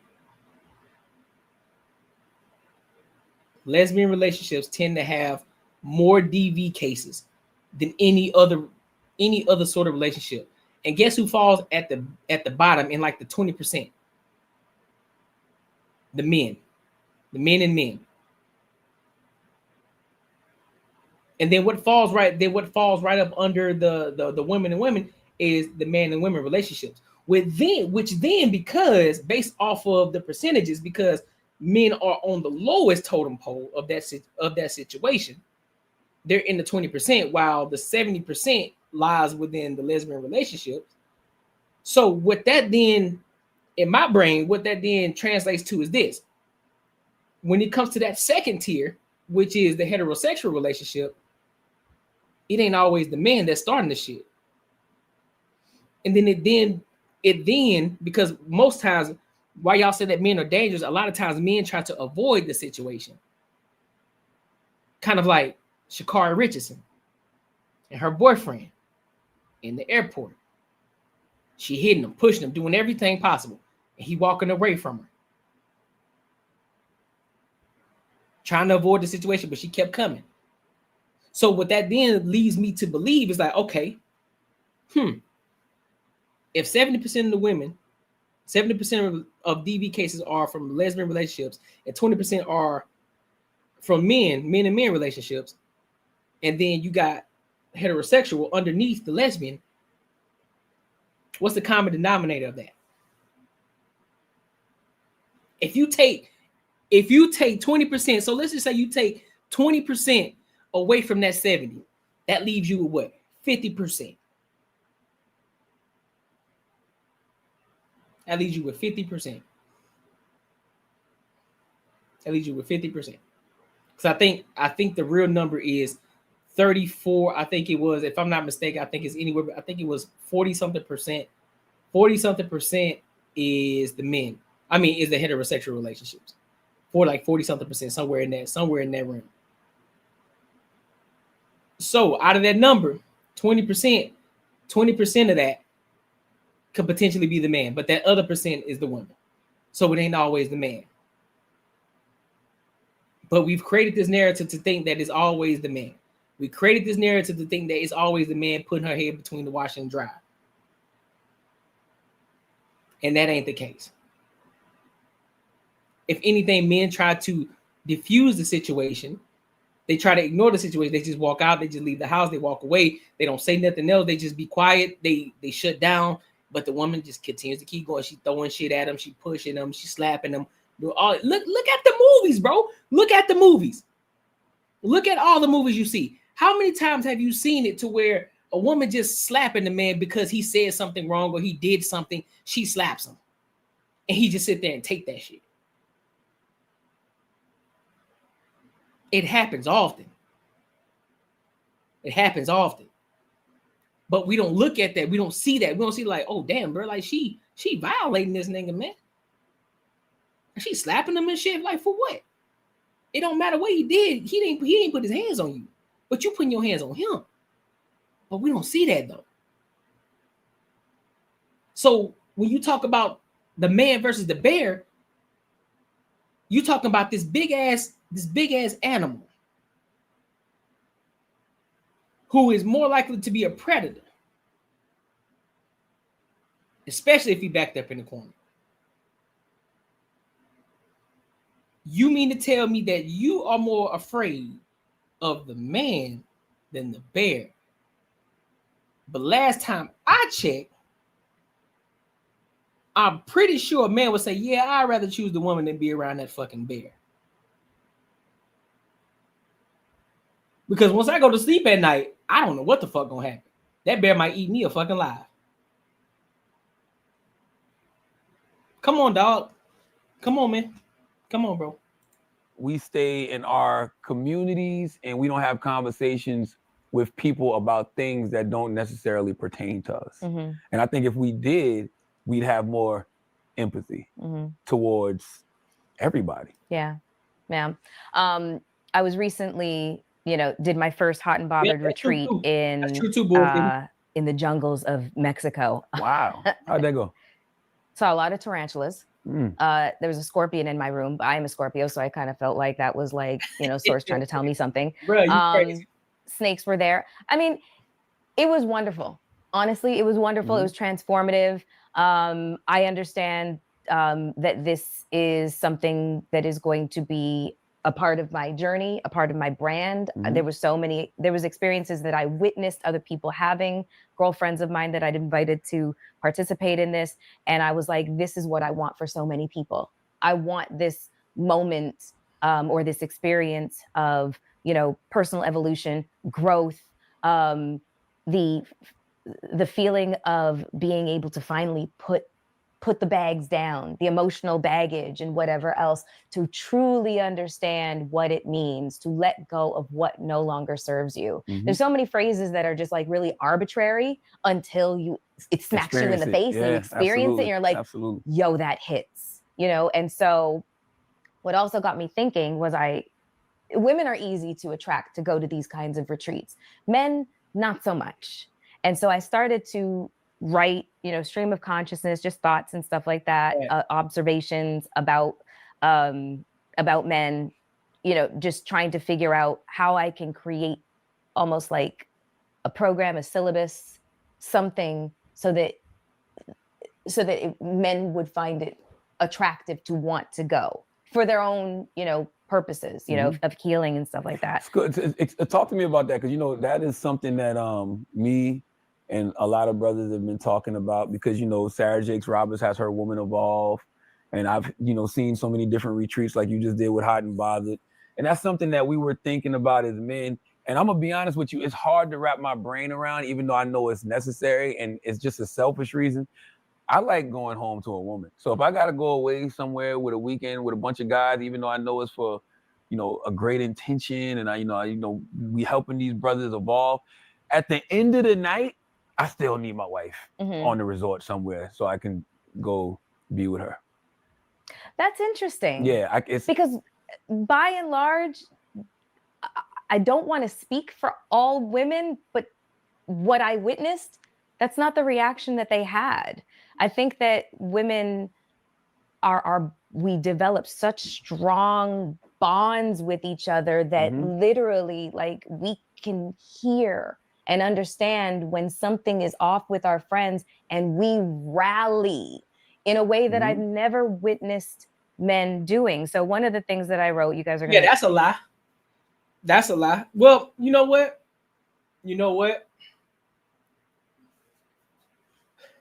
There's some validity to that, because 9 times out of 10, if we ask, what we'll do, if we see something up with the homie, we'll ask him like, "Hey fam, you like, bro, you good? Like, you straight, bro? Because like, bro, you seem kind of off. You straight?" 9 times out of 10, he probably gonna say some shit like, "Yeah, bro, I'm straight, bro. Like, you sure?" Because like, we'll ask like, "Hey, bro, like, you sure? Like, come on, bro. Like, you good, bro?" Now, if you just gotta fight it out of like, "Hey man, listen, bro, I know something up with you, dog. What is it, bro? Talk to me, dog. What's good?" And 9 times out of 10, he'll tell you. But if you just, "Hey man, you straight? Like, you good?" He'll like, "Nah, bro, I'm straight, bro. Like, I'm good." Well, shit, nigga, stop looking all sad and shit, bro. Like, if you ain't gonna tell me what it is, like, what shit, nigga, pull up. Pull up, what's good? Like, if you straight, listen, bro, you can always talk to him. We'll always give that confirmation. Bro, if there's something wrong, bro, you know you can talk to me, dog. If there's something wrong, just know you can come talk to me. I got you. I'm here whenever you need me, dog. Cool. And that's it. And we move on by the day. Then he might end up saying, you know, so you get a couple drinks in him. Then all the shit, he may just start pouring that shit out at you, telling you everything, every goddamn thing. And then now you guys are having that conversation. Now you creating solutions. Now he feel better. Now he going on by his day, making his moves.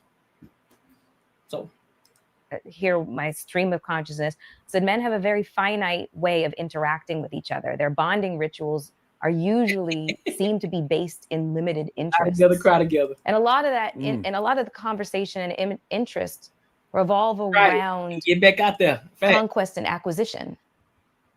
And in that way, I feel like that creates your own limitations, the limitations for yourself and your self-expression, but also the limitation of presenting what the world will then expect from you. That's why men seem to be all up in arms about like, well, I'm expected to be this provider. I'm expected to be this protector. And I'm like, the vast majority of you are not listening to women, because that's not what they know. That's not by and large what women are even looking for. Like the women of my ilk and the women that I'm listening to, they're like, we've been providing for ourselves for a really long time. I'm looking for partnership. That's the P I'm looking for. Looking for that P and that P. Yeah, I got my homegirl Cuppy, you know, she says, you know, you can't give me dick, I don't want it. You can't give me money, I don't need it. I want the partnership. But I will add one thing to that, you know, I had to think about when you said conquest and acquisition. The acquisition part, definitely, because men tend to come together for business, right? But man, a lot of times men just want to relax. Like, you know, sometimes you just want to kick it with your homies, you know, have a drink, you know, smoke some weed, play some video games, you know, just kick it and talk. Like, I think a lot of times everybody wants to let their guard down. And the reason I keep saying humans, because I don't think men and women are that far. You deserve to put a super chat in there for coming with this 6'7" shit. You deserve to put a super chat in there. That's what you should do.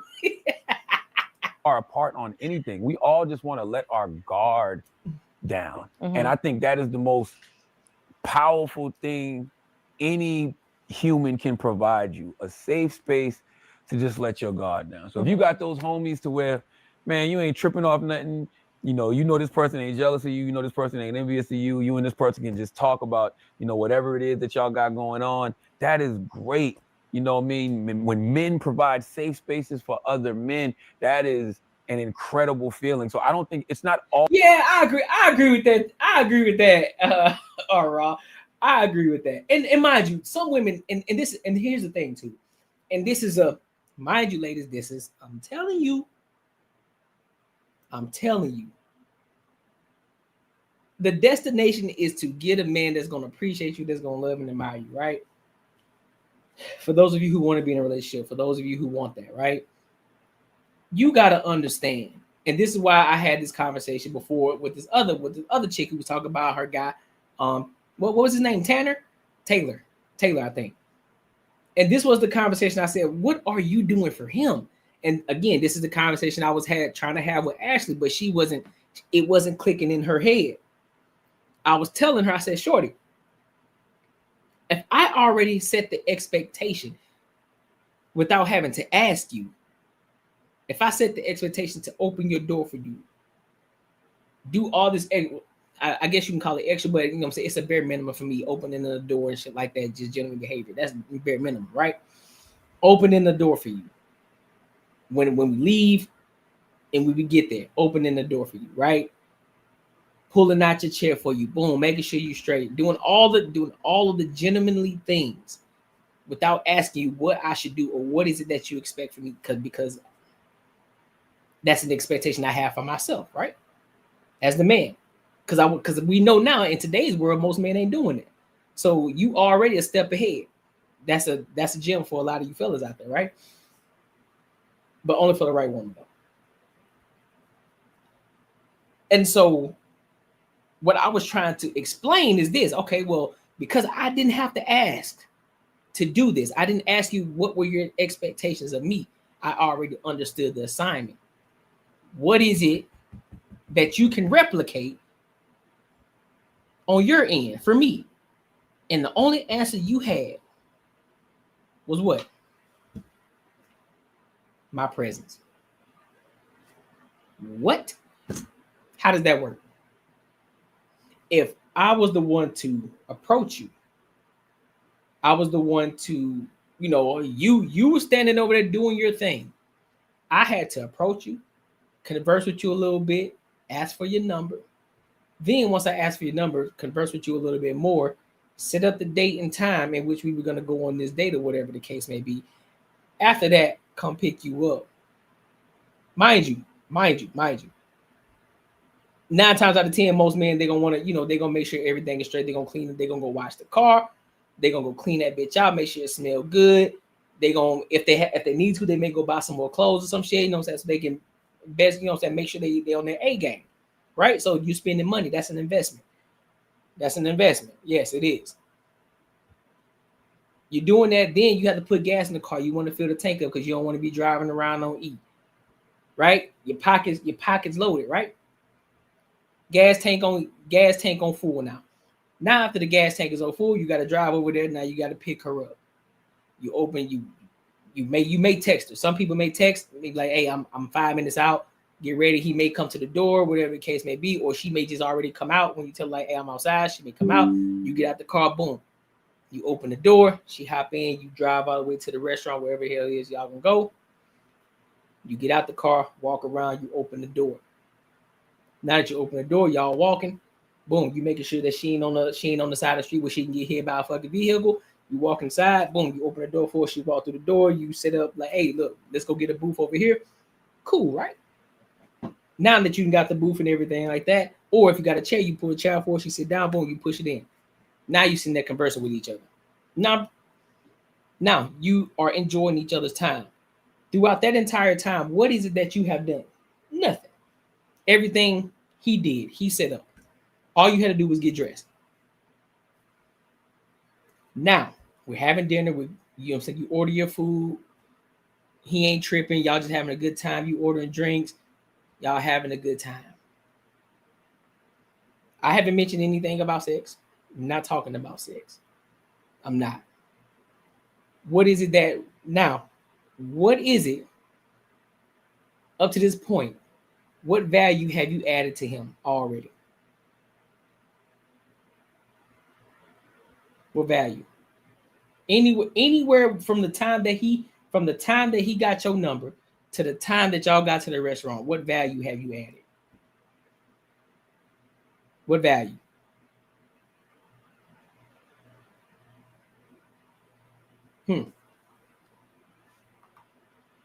Always about the conquest or the acquisition. Sometimes we're just looking for safe spaces, to just be cool around each other. Mm-hmm. How valuable do you think that it is for people to identify what their core values are? One thing that I realized through my own therapeutic journey is one of the exercises was to analyze, well, Melyssa, what are your core values? And I was like, I started thinking to myself, I was like, unless you're like talking to a therapist, nobody really has that kind of conversation with one another. But I think that it's integral to understand, yourself from a foundational aspect. Mm-hmm. But I also realized that that's the reason why a lot of people just kind of like throw themselves around and just like, kind of like just hit other people. I'm sorry for pausing it again, y'all. When they get old, they talk a bunch of nonsense that don't make no sense because they have her experience they haven't experienced the real world. Yeah, I agree. But that's what I'm saying too. We've provided a lot of effort up front already. But what value has been added onto us? Right? So we're carrying the load up front. We're carrying all of the load up front. What value is added? And so this is why we had this conversation yesterday. It's like, okay, so now we kicking it. So now we kicking it. Cool. We ain't tripping. And most men ain't gonna trip on this. So I want to make sure we're clear. But it's little points that you get as the woman. It's little points that you get. Give you a hint. If we're chilling, right? Kicking it, having a good time. The check comes. We're not expecting you to pay. We're not. Because we already know we're gonna pay. But the idea that, you know what, I know you're gonna pay. Listen, I appreciate you for this dinner tonight. You know what I'm saying? I really enjoyed my time. Do you want me to pay for the tip? Because I can pay for the tip. I can pay for the tip. Because I appreciate you taking me out. This was fun. You didn't have to drive me. I could have got an Uber. Appreciation. The fact that you appreciated the fact that I did all of this for you and understanding the fact of what it took for me to do all of this for you. That's one little trinket, right? That's one little trinket for you. Right? You offer to pay. He may say, no, you good, man. I got it. Don't even worry about it. I got the tip. Don't even trip. He may tell you that. But the fact that you even offer, that already puts you ahead of most. Now, you guys are conversing a little bit more. You guys rocked out with each other. Now, next time, because if you were asking proper questions during that date, instead of just feeding your face, now you get to understand who this person is, what he likes, what he don't like. Next time you see him. So let's just say, I'll give you an example. So let's just say he said, man, listen, man, I love fucking gum. I love gummy bears, bro. The gold pack. Oh my God. Y'all just kicking it. He ain't thinking about it. He ain't saying it to make you go and buy it. Y'all just talking. Y'all just conversing, having conversations. Man, I love the fucking golden gummy bears, man. Them hoes so good, bro. Listen, I'll take that over any candy. Oh, okay. Guess what? What you should do is take note of that. He loved golden. He loved the golden bears, the golden package. Bad. Watch this. Next time y'all meet, you thinking of him. So you stop by the store, you grab him the gold pack of gummy bears. Guess what that's gonna do for him? This is off the second meet. It's like, damn.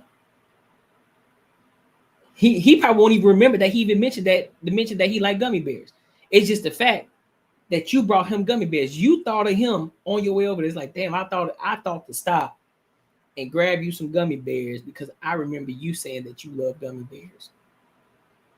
You know how y'all like to say that it's the thought that counts? That's a thought. Small shit that adds up over time.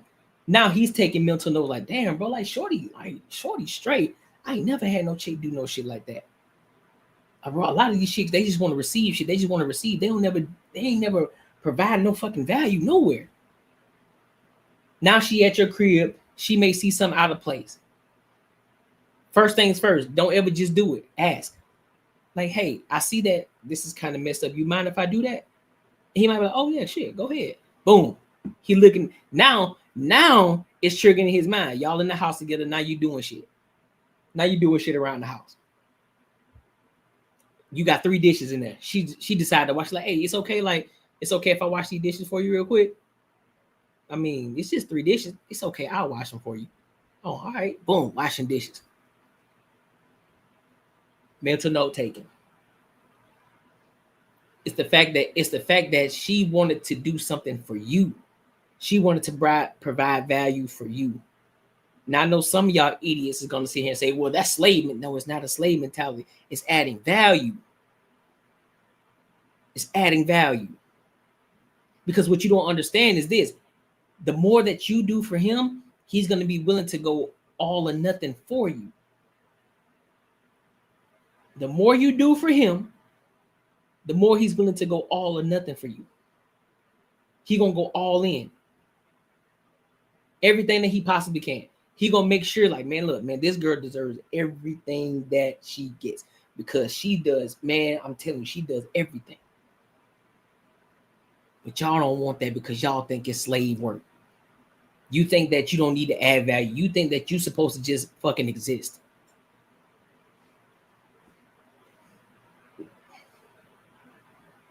But mind you, there are some women who do this. And then there are some men who don't take heed to it. They don't appreciate it. And I understand that. I do. I 100% understand it because there are some good women who did all of these great things for these sucker ass dudes. And I understand that it happens. I know it happens. I get it. So I'm not talking in that regard, but I'm talking about the man who actually values that. And he pours back into that. Just as much as she add value, she pours into it and he pours back. And y'all come together. That's what I'm talking about. People, like, you know, just in terms of just not aligning based on core values and beliefs, aligning on more superficial things. So if we were to have that understanding of what our core beliefs were, then we would have a lot more I don't know, success in life, whatever that looks like for you. But core values, core beliefs are actions and deeds, not words and lip service. And I think that's where we get it fucked up nowadays. You know, people talk a good game, but like, you know, you can't talk about having integrity. You got to show me. You can't talk about being trustworthy. You got to show me. You can't talk about, you know, loving me. You got to show me that you love yourself. You know, and that's why, you know, a lot of those the core values that I have, they come from me observing how people treat others. I always say that, man, if you want to see how somebody's eventually going to treat you, watch how they treat other people, because eventually it's going to be your turn. And to what you were saying about the superficial aspect of it all, I don't respect people who treat, you know, the CEO different than they treat the custodian, because you're only treating the CEO, you know, that way because they're the CEO and what they have. I want you to treat the CEO and the custodian with the same amount of respect because they're both humans. That, to me, is a core value in action. Because like I said, I believe in integrity. I believe in trust. I believe in honesty. You can't tell me you're any of those things. You have to show me. I can sit and talk to you forever. So we're gonna have to just do this again, or I'm gonna come on Brilliant Idiots or whatever. Please. Did you finish that list though? There's a lot of stuff here, but there's one that I want to ask you specifically about, and then we're going to wrap this up. But I want to see what you do with this question. Mm-hmm. When my mom passed away, or before she did, on her deathbed, I asked her very arrogantly, Ma, is there anything that you want me to do for you in spirit? And she said, no. She's like, I've had a good life. I'm happy. In that moment, I realized that the pomp and circumstance of my life, being Melyssa Ford, being quote unquote famous, you know, the trappings of having money and I don't know, just the fancy lifestyle, you know, dating famous people, flying by private jet, it all amounted to a hill of beans in comparison to my mom and how simple her life was. She went to Aquafit, she had a book club, she still had a library card, you know, she had things in her life and activities in her life that brought her so much joy. Well, that's probably because the way that she went about it is not the way that you went about your life for the riches and fame that you did. You sold your soul, shorty. You sold your soul to get the fame, to get all of that. That's what you did. So of course, she lived a life that she thought was fulfilling, and she was happy. But you aren't fulfilled. You aren't fulfilled. That's why you aren't happy. That's why you're struggling. That's why you're struggling mentally. That's why you're struggling spiritually. That's why you can't keep a man. You're struggling on the inside. You talk about we're disintegrating, man. No, you just are. You sold your soul, bro. The decisions that you made in the past caught up to you. So now you're coping. All this is a cope. That's all this is. Because of the decisions that you made in your past as a youngin', it's all cope now. Because you understand now that you are in a place where most men aren't checking for you anymore. You ain't hot shot Melyssa Ford no more. They ain't checking for the video vixen Melyssa Ford no more. They ain't looking at you no more. And I'm pretty sure the men that you want don't want you. But see, the problem is you keep looking for the man that you want instead of the man that you need. You keep talking about what I want. Nah, you need him. It's what you need. And so that's why, and you envy your mom. I think that's envy. You envy your mom because she lived a simple life, and you thought that the riches and the fame, the private jets, and the dating the celebrities and all that shit was gonna be fulfilling for your life, and it wasn't. Because you put your career first, you put your body in your career first, and matter of fact, let me rephrase that. You put your soul, your body, and your career first over everything else. And now you're here.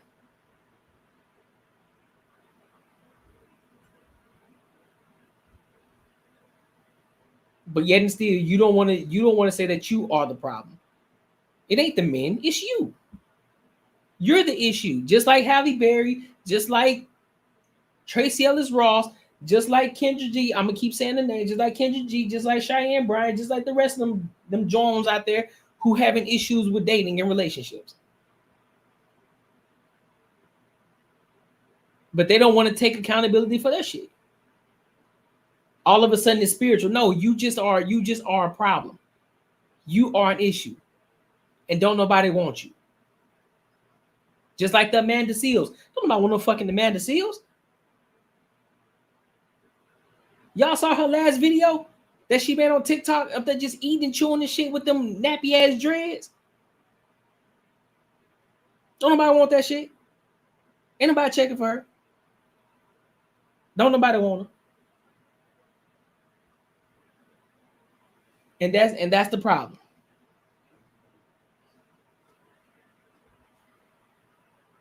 He said, sold your soul to the devil and the price was cheap. Yep.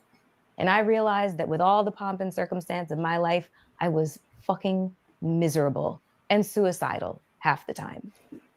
And it made me really understand I need to pull out a dictionary because I might not know what joy actually is. I don't think I know what joy is. You thought it was money? And so I made it a mission to start to examine my life and what it was void of. One of the main things being joy, and trying to find ways to bring joy into my life that didn't necessarily do anything else. It didn't make me money. It didn't make me attractive to anybody else. It just brought me joy. And so part of the questioning as it related to men, I wrote myself this, I think a really interesting question posed to men is, what does joy mean to you? And what does joy actually look like to you? What does joy look like to y'all? I'm gonna ask the chat the question. What does joy look like to y'all? Great health, covered by God,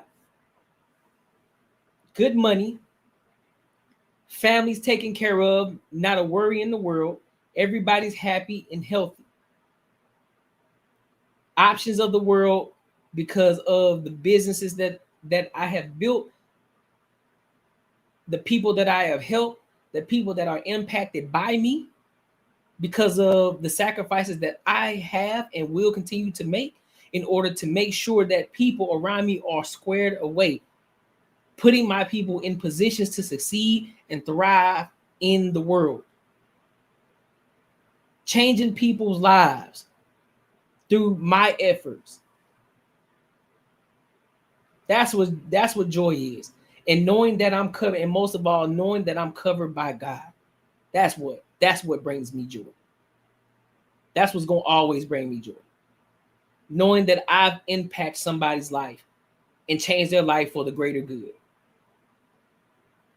Mentally, physically, financially. All of it.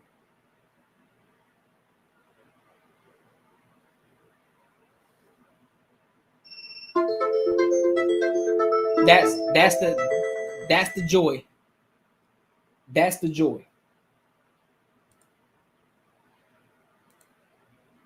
So men are pretty simple. 1000%. Men are simple. Simple creatures. There's a lack of headaches, prosperity, and kind, beautiful woman. Hey, be simple. Don't nobody care about all this damn word salad she talking about. Yeah, for real though. Like just gotta call it for what it is, bro. That's what it is. That's what joy looks like to me. That's what joy is. That's what joy is to me. That's what it looks like to me. You feel me? So it be what it is, bro. But make sure y'all like, comment, and subscribe for the algorithm. Make sure I hit the bell notification. Let's move on to let's go ahead and let's move over to this next topic, bro. Let's talk about LeBron James. I said I wasn't gonna talk about it, but like I told y'all the other day, I said, you know what? It makes sense. You know what I'm saying? It makes sense. No, I'm not done. It was for the TikTok. But LeBron James. I said I wasn't gonna talk about it no more, but I said fuck that. Now I'm gonna talk my talk regardless. Y'all get mad at me all you want. I'm gonna talk about LeBron James as long as he's relevant and continue to be relevant because he's GOAT. He'd go. Bad GOAT. So if y'all haven't been keeping up with the NBA lately, you know, LeBron has been out, you know, due to an injury for a few games now, and Luka and Reeves have been going the fuck in. They've been getting busy. You hear me? Even Bronny out there putting in work. Here he go.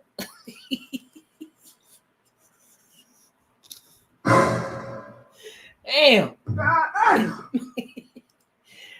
So they've been putting in work. And so now we're in the place. See, bro.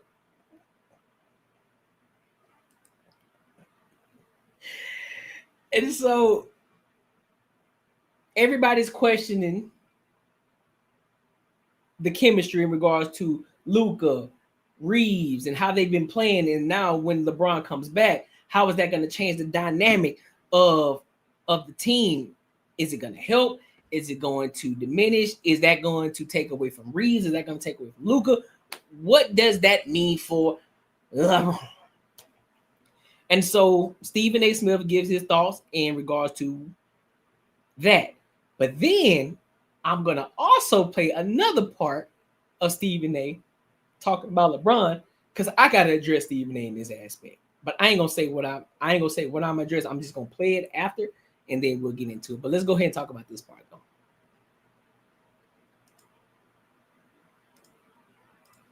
This is very interesting. We only got a quick point, so I'm going to make it very, very quick. LeBron James is the most interesting and compelling story in the NBA right now. I ain't got time for you, this reason. The Lakers are winning without him. Luka Doncic is a leading candidate for league MVP honors without him. Austin Reeves is averaging 30 without him, and the Lakers are winning without him. When you come back, we know what a basketball savant LeBron James is. We all know that. But because of Austin Reeves, he ain't going to affect Luka, because Luka's going to have the ball in his hands and Luka's going to do what Luka does. But how LeBron James plays is going to determine, in large part, the success of Austin Reeves moving forward. So can he fit in, fit out? What you going to do? How are you going to do it? That's going to be the interesting part, because if he does it right, the Lakers, at the very least, could end up in the conference finals against Oklahoma City. That's what we're talking about here. That's how significant LeBron James' return could end up being for the Lakers. All right. So also, I wanted to mention the caption too, in regards to this, because Buddy says, "Legend of winning." He says Nico Harrison was just fired 9 months ago after trading Luka. Yeah, we know about that. We already knew he was gonna go. That ain't really news. We knew his ass. As much as he was in the media and the way that he was looking, we know he was up out of there. OKC is 10-1 without J-Dub, and SGA is sitting in fourth quarters. I mean, that ain't really news.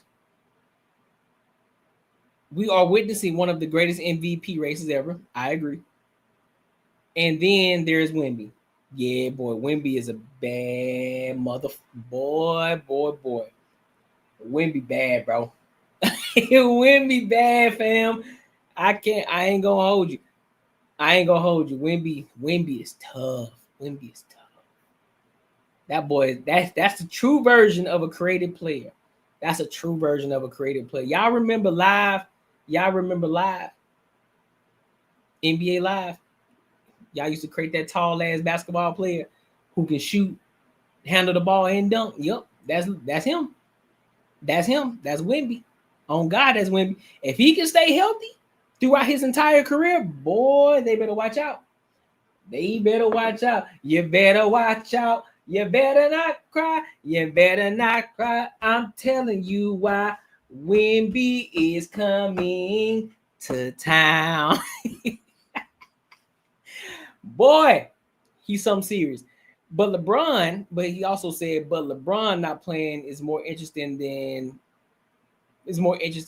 SAS. Well, yes. No matter what you say, no matter how you feel about LeBron gonna always be relevant as long as he's in the NBA, and as long as he continued to get compared to Michael Jordan, which that's gonna always be a thing. Because he is that great, regardless of how you feel about him. Because y'all remember when he was younger, they was already comparing him to Michael Jordan. But they were like, oh, he got to get a ring first. Then he got a ring. Then it was like, what y'all got to say? Nah, Michael Jordan got 6, though. I bet he got 4 of them things. But still, though, he ain't got 6, though. But what about when he choked against the Dallas Mavericks? You know, even when you had J.J. Barrera, when you had Jason Terry, and you had Dirk Nowitzki. Oh, you talking about the same year when they swept the Lakers too that Kobe was on?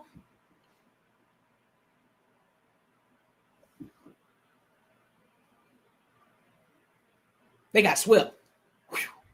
That whole year, that entire Dallas Mavericks couldn't be beat that year. They could not be beat that year. What you want? What you want from me, man? What you want? What you want? What you say? They say Jordan had the flu games, Bron got bench games, ref games, and trade games. Boy, you crazy as hell, Raw. You crazy as hell, boy. I ain't got time for you. I ain't got time for you, bro. I'm about to charge you a tariff.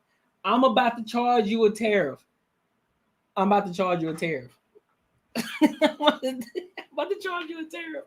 You talking crazy. Yeah, I was at the Mavs game Monday night. The fire Nico chants rained down on every stoppage of play and every stoppage next morning. God damn. Man, listen. Explain all above.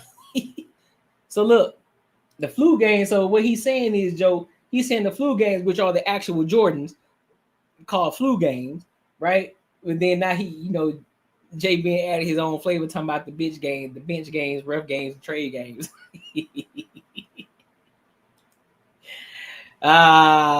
Yup, tariff. Wemby, the greatest stick figure to join the league. I agree. He came in, he looked just like how Giannis looked when he came into the league. Now, is he gonna get that big? I don't know. He might. If he get that big and still be able to keep his handles and everything he got, boy, they better watch out. They better watch out. NBA Live created players 7'9" and 9'9" skill level. Boy, I swear. We used to make them, boy. We used to make them then do the dunk contest too. Yup. All of it.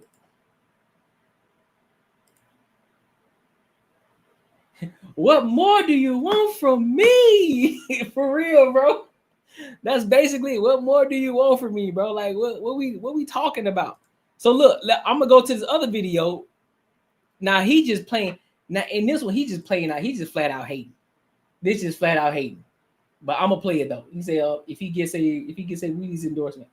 Yeah, if he get a Wheaties endorsement, it's over with. Giannis was dunking on everyone Monday night. Man, that dude Giannis is crazy, bro. On me.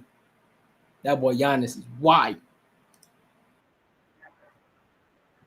That boy, wow. So let me go ahead and play. Let me play this other video. Real quick, like her. All right, here we go. Pat McAfee when you went on your show and snapped. Oh, yeah. You was emotional about it. Yeah. And you said it in that, and you said it another time I heard you say it. You almost begged people to hold LeBron accountable, ask him about the truth. What do you mean when you say media members, other people, hold him accountable for the truth? What are you saying there? You do one thing in front of people, and you do other stuff behind the scenes, and they ain't consistent. You don't like me because you see me calling it like I see it. You're not Michael Jordan. You're not the GOAT. You did choke in an NBA Finals. 4 consecutive fourth quarters in an NBA Finals. This man was scoring 4 points. One game, he scored 0 points. In an NBA Finals, fourth quarter. With Jason Terry or JJ Barea guarding you. There is no explanation for that. To anybody who knows basketball, that's a choke job. You overcame it. Major props to you. You've elevated yourself from the time that LeBron James won the championship. Hold up. Ain't this the same situation where Kobe and them played the Celtics and Kobe only had 18 points? Kobe only had 18 points. Because y'all know how y'all like to say Kyrie Irving saved LeBron James, but can I say Paul Gasol saved Kobe Bryant too? During the Celtics game? I can say that too, right? I can say that too, right? Just saying. Shout out to Brown for playing in the league and paving the way for his kids to play. And it is as well, though, because a little Jordan did was stuck on train tracks trying to get some Becky head for sure. I don't think LeBron likes Stephen A. Smith because Stephen A. is not likable. To be honest, bro, I just think that I kind of agree with that too. But I also think that Stephen A. he got a hate for LeBron. He hate on LeBron too. I think that's the case because LeBron is at the statue as of where he's at right now. And almost I ain't gonna say he can't be, because even niggas at the top can be touched, but he's damn near close to being untouchable. And Stephen A. feel as if he should be up there as well. And so he felt ever since that altercation when LeBron stepped up to him in person, he felt some type of way about that because Bron made him look like a bitch. And so now the cat's out the bag. He feels some type of way about it. Because again, that conversation, how it went, Stephen A. came at him in regards to it never was about him critiquing Bronny. It was never about that because, mind you, how long has LeBron been in the league and everybody's been going at his head? The Skip Baylesses, the Stephen A. Smiths, everybody in the fucking world, the Jordan stands, all of them, finding every which way, every crevice to try to discredit LeBron for whatever reason, right? Bron never said nothing. He just responded on the court. Trying to discount the bubble, the bubble ring. They trying to discount that. Oh man, that ain't no real ring. Nigga, last time I checked, it was an NBA game. They still get a check for it. How is it not real? And for those of you who know what that's like to actually fucking hoop, when it ain't no crowd, it's different. That shit is. I want to be close enough to say that shit harder than having actual fans there. That shit is hard. Cause it's just hooping. You ain't got no crowd to cheer you on to get you hype, nigga. It's just you and your teammates. It's just y'all. That's it. It's just y'all. Ain't no fans. Ain't nobody in the stands. Ain't nobody throwing popcorn. You don't hear all that shit. No, nigga. It's just hoop session. Probably one of the hardest rings you can. Probably one of the hardest rings you can win. And so now, because you, Stephen A., on your platform decided to say, as a father,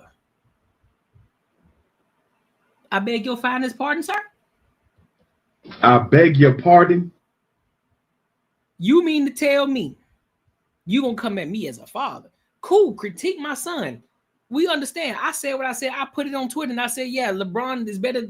That Bronny is better than a lot of these athletes out here. Cool. I said what I said. You critique me on that. But you come at me as a father, big dog. That's a whole different line you just crossed. That's a different line you just crossed.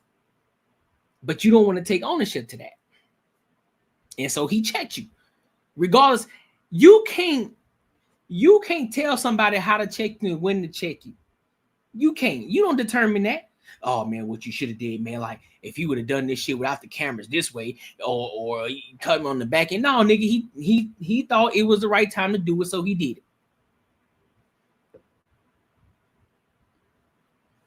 What you talking about? 22 years in the league, 25 years in the spotlight, if SMSV days included. Yup. Paid pickup game. Man, you crazy, Raw. I ain't got time for you, bro. Chip against Oklahoma City. Throughout the rest of his career, you can make a legitimate case of the GOAT argument with him against Jordan. But we get to piggyback off of the previous stuff that happened prior to that.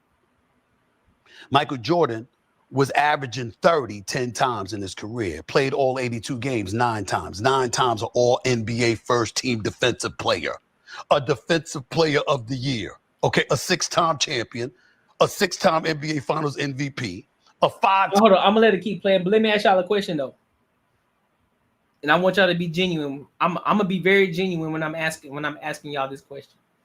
I want to see who's gonna keep it a buck with me. Those defensive awards that Michael Jordan won, do you think that he won it because he was actually playing really good defense, or do you think that he won it because he was Michael Jordan? Genuine answer. Because there is footage of them saying that Jordan is not a really good defender. He just plays the lane.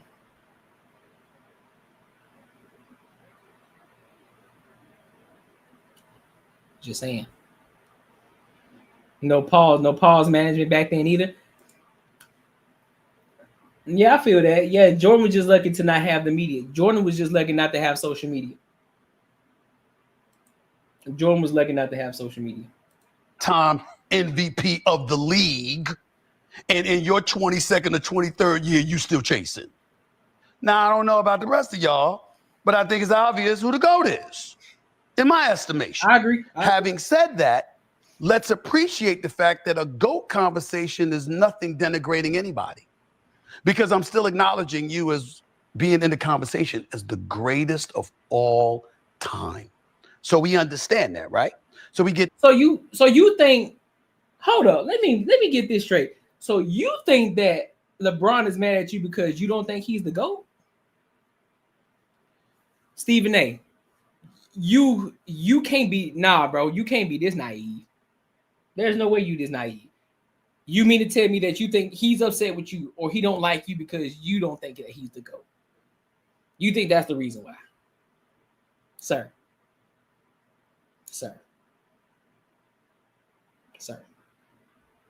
Come on, man. Come on, Stephen A. Come on, man. Get that out the way. But I also never looked at Michael Jordan and said he choked in the NBA Finals. I also didn't see Michael Jordan joining D-Wade and Bosh. And then AD. Okay? So I didn't see that. I'm sorry, Kyrie and Kevin Love before that. I didn't see that. Okay? So I get to look at. You saw Rodman, nigga. What? Stop lying. You saw Rodman. You saw Scotty. You saw what was his name? Number 7. I can't. Kukoc. You saw Kukoc. You saw Horace Grant. Remind you, he begged to get Rodman over there. But you also have to understand that was the Chicago Bulls. And a lot of that is because of management. So you're not finna sit here and play that game with me. You're not about to do that with me. You, man, don't be disingenuous, Stephen A. Don't be disingenuous, bro. You're gearing it based off of you're basing it based off of what you seen back then, and that's the problem. Jordan wouldn't have did this. Jordan, man, nigga, who gives a fuck? Jordan did it his way. Bron did it his way. Kobe did it his way. It don't fucking matter. But guess what? Kobe and Jordan got as a common denominator? Phil Jackson.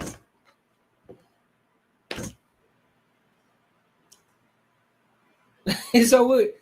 But guess what Bron didn't have? He didn't have no Phil Jackson. That's for fucking sure. That and deduce. That's my definition of a GOAT. And most people who watch the NBA would agree with me. Okay? Hold up. Hey, that's fair. You entitled to your own opinion, bro. I think you're off, but hey, you're entitled to your own opinion. You know what I'm saying? I do think that you got a hate for LeBron that is crazy to me. And you think that he hates you because you don't think he's the GOAT. I definitely don't agree with that. I don't agree with that at all. I think it's cap.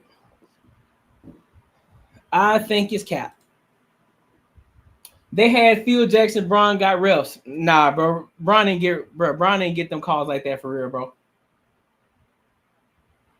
Bron didn't get them calls like that. Like we had the conversation yesterday. He didn't get them calls like that simply because that's why he started to flop a lot. Mind you, take it back to Shaq. Shaq wasn't getting a lot of calls either, but Shaq so big, Shaq 300 fucking pounds, 7'2", can't nobody knock that nigga over anyway. But he just bum rushed through them niggas because he 300 something pounds, 7'2". There's a lot of niggas at 6'8" in the league. They may not be as strong or as fast, but there's a lot of 6'8" niggas in the league. So you're gonna have to settle a little bit in order to get the call because they don't want to call shit. Because it's LeBron James, because this niggas is big. I was racking my brain across the whole league to try to recall a better defender. Mostly big man Mutombo. Back then it was a big man's league, bro. and again, that then goes to show you the guards weren't that elite back then either.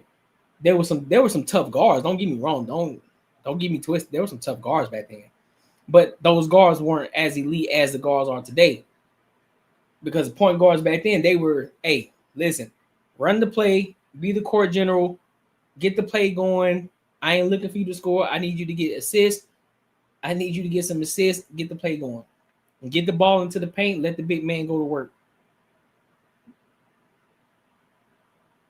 Why you think they changed shooting guard to wing now? Like you just a wing man. Because now you ain't the shooting guard, because shooting guard meant, hey, you shooting. You shooting that bitch.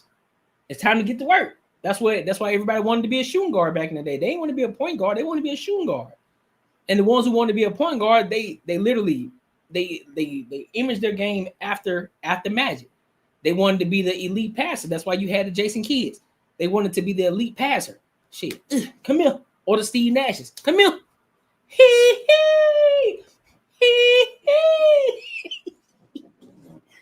Hee hee. Ah, shit, bro. You better get him back. You better get him back.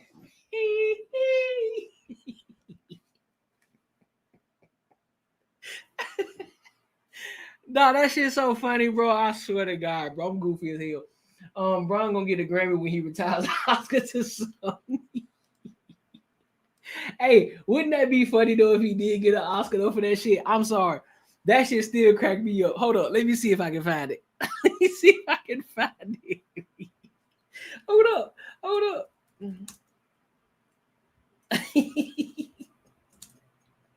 Hold up.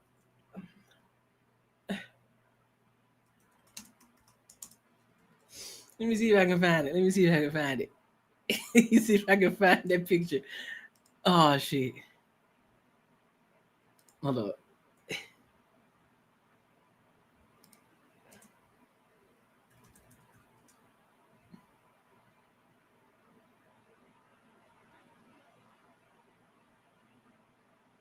No, where's it at?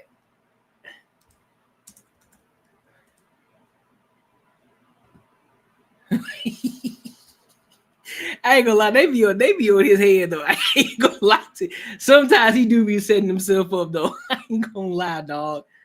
I'm trying to find that picture, bro.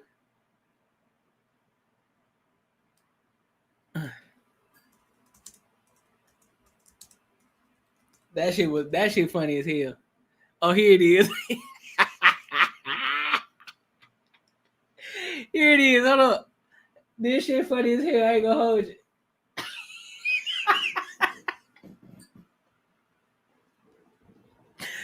Bruh, that shit funny as hell, dog.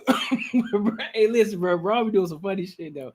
I ain't gonna lie to you, bro. When you've been in the league so long, you bound to get caught doing some crazy shit. Oh my God, bro. That shit's funny as hell. That shit is funny as fuck, bro. Bro did go into the league built like a No Limit Tank. For real, he did. I can say, nah. Oh, fuck, bro. Y'all niggas, y'all crazy as hell, bro. Y'all wild as fuck. Hold on, what the other one that I just saw? What that other one at?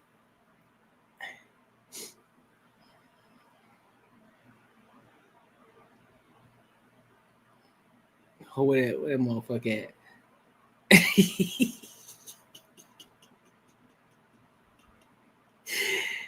Ah, shit. I can't find that bitch.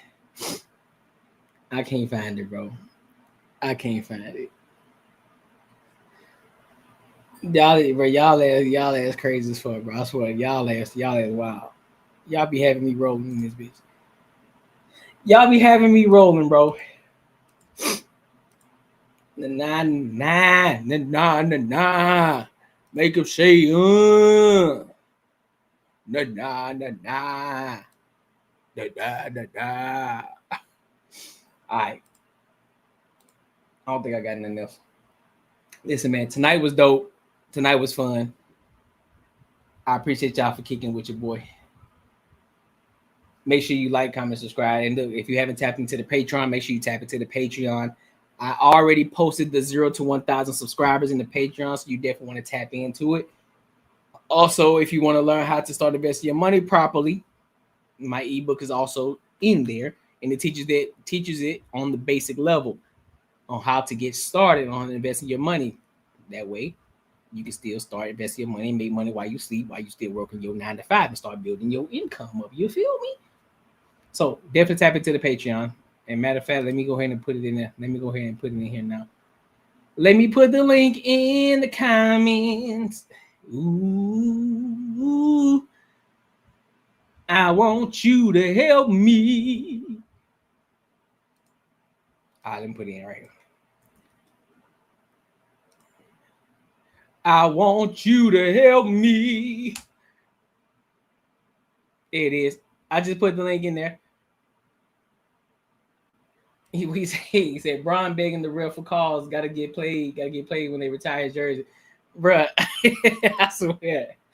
As wide as we are, you can't put us together. It gets out of hand. Man, I swear, but y'all ass crazy as shit, bro. Y'all ass crazy as shit. So listen, tonight was fire. I appreciate y'all for kicking it with your boy. And until next time, my good people, I'll holla.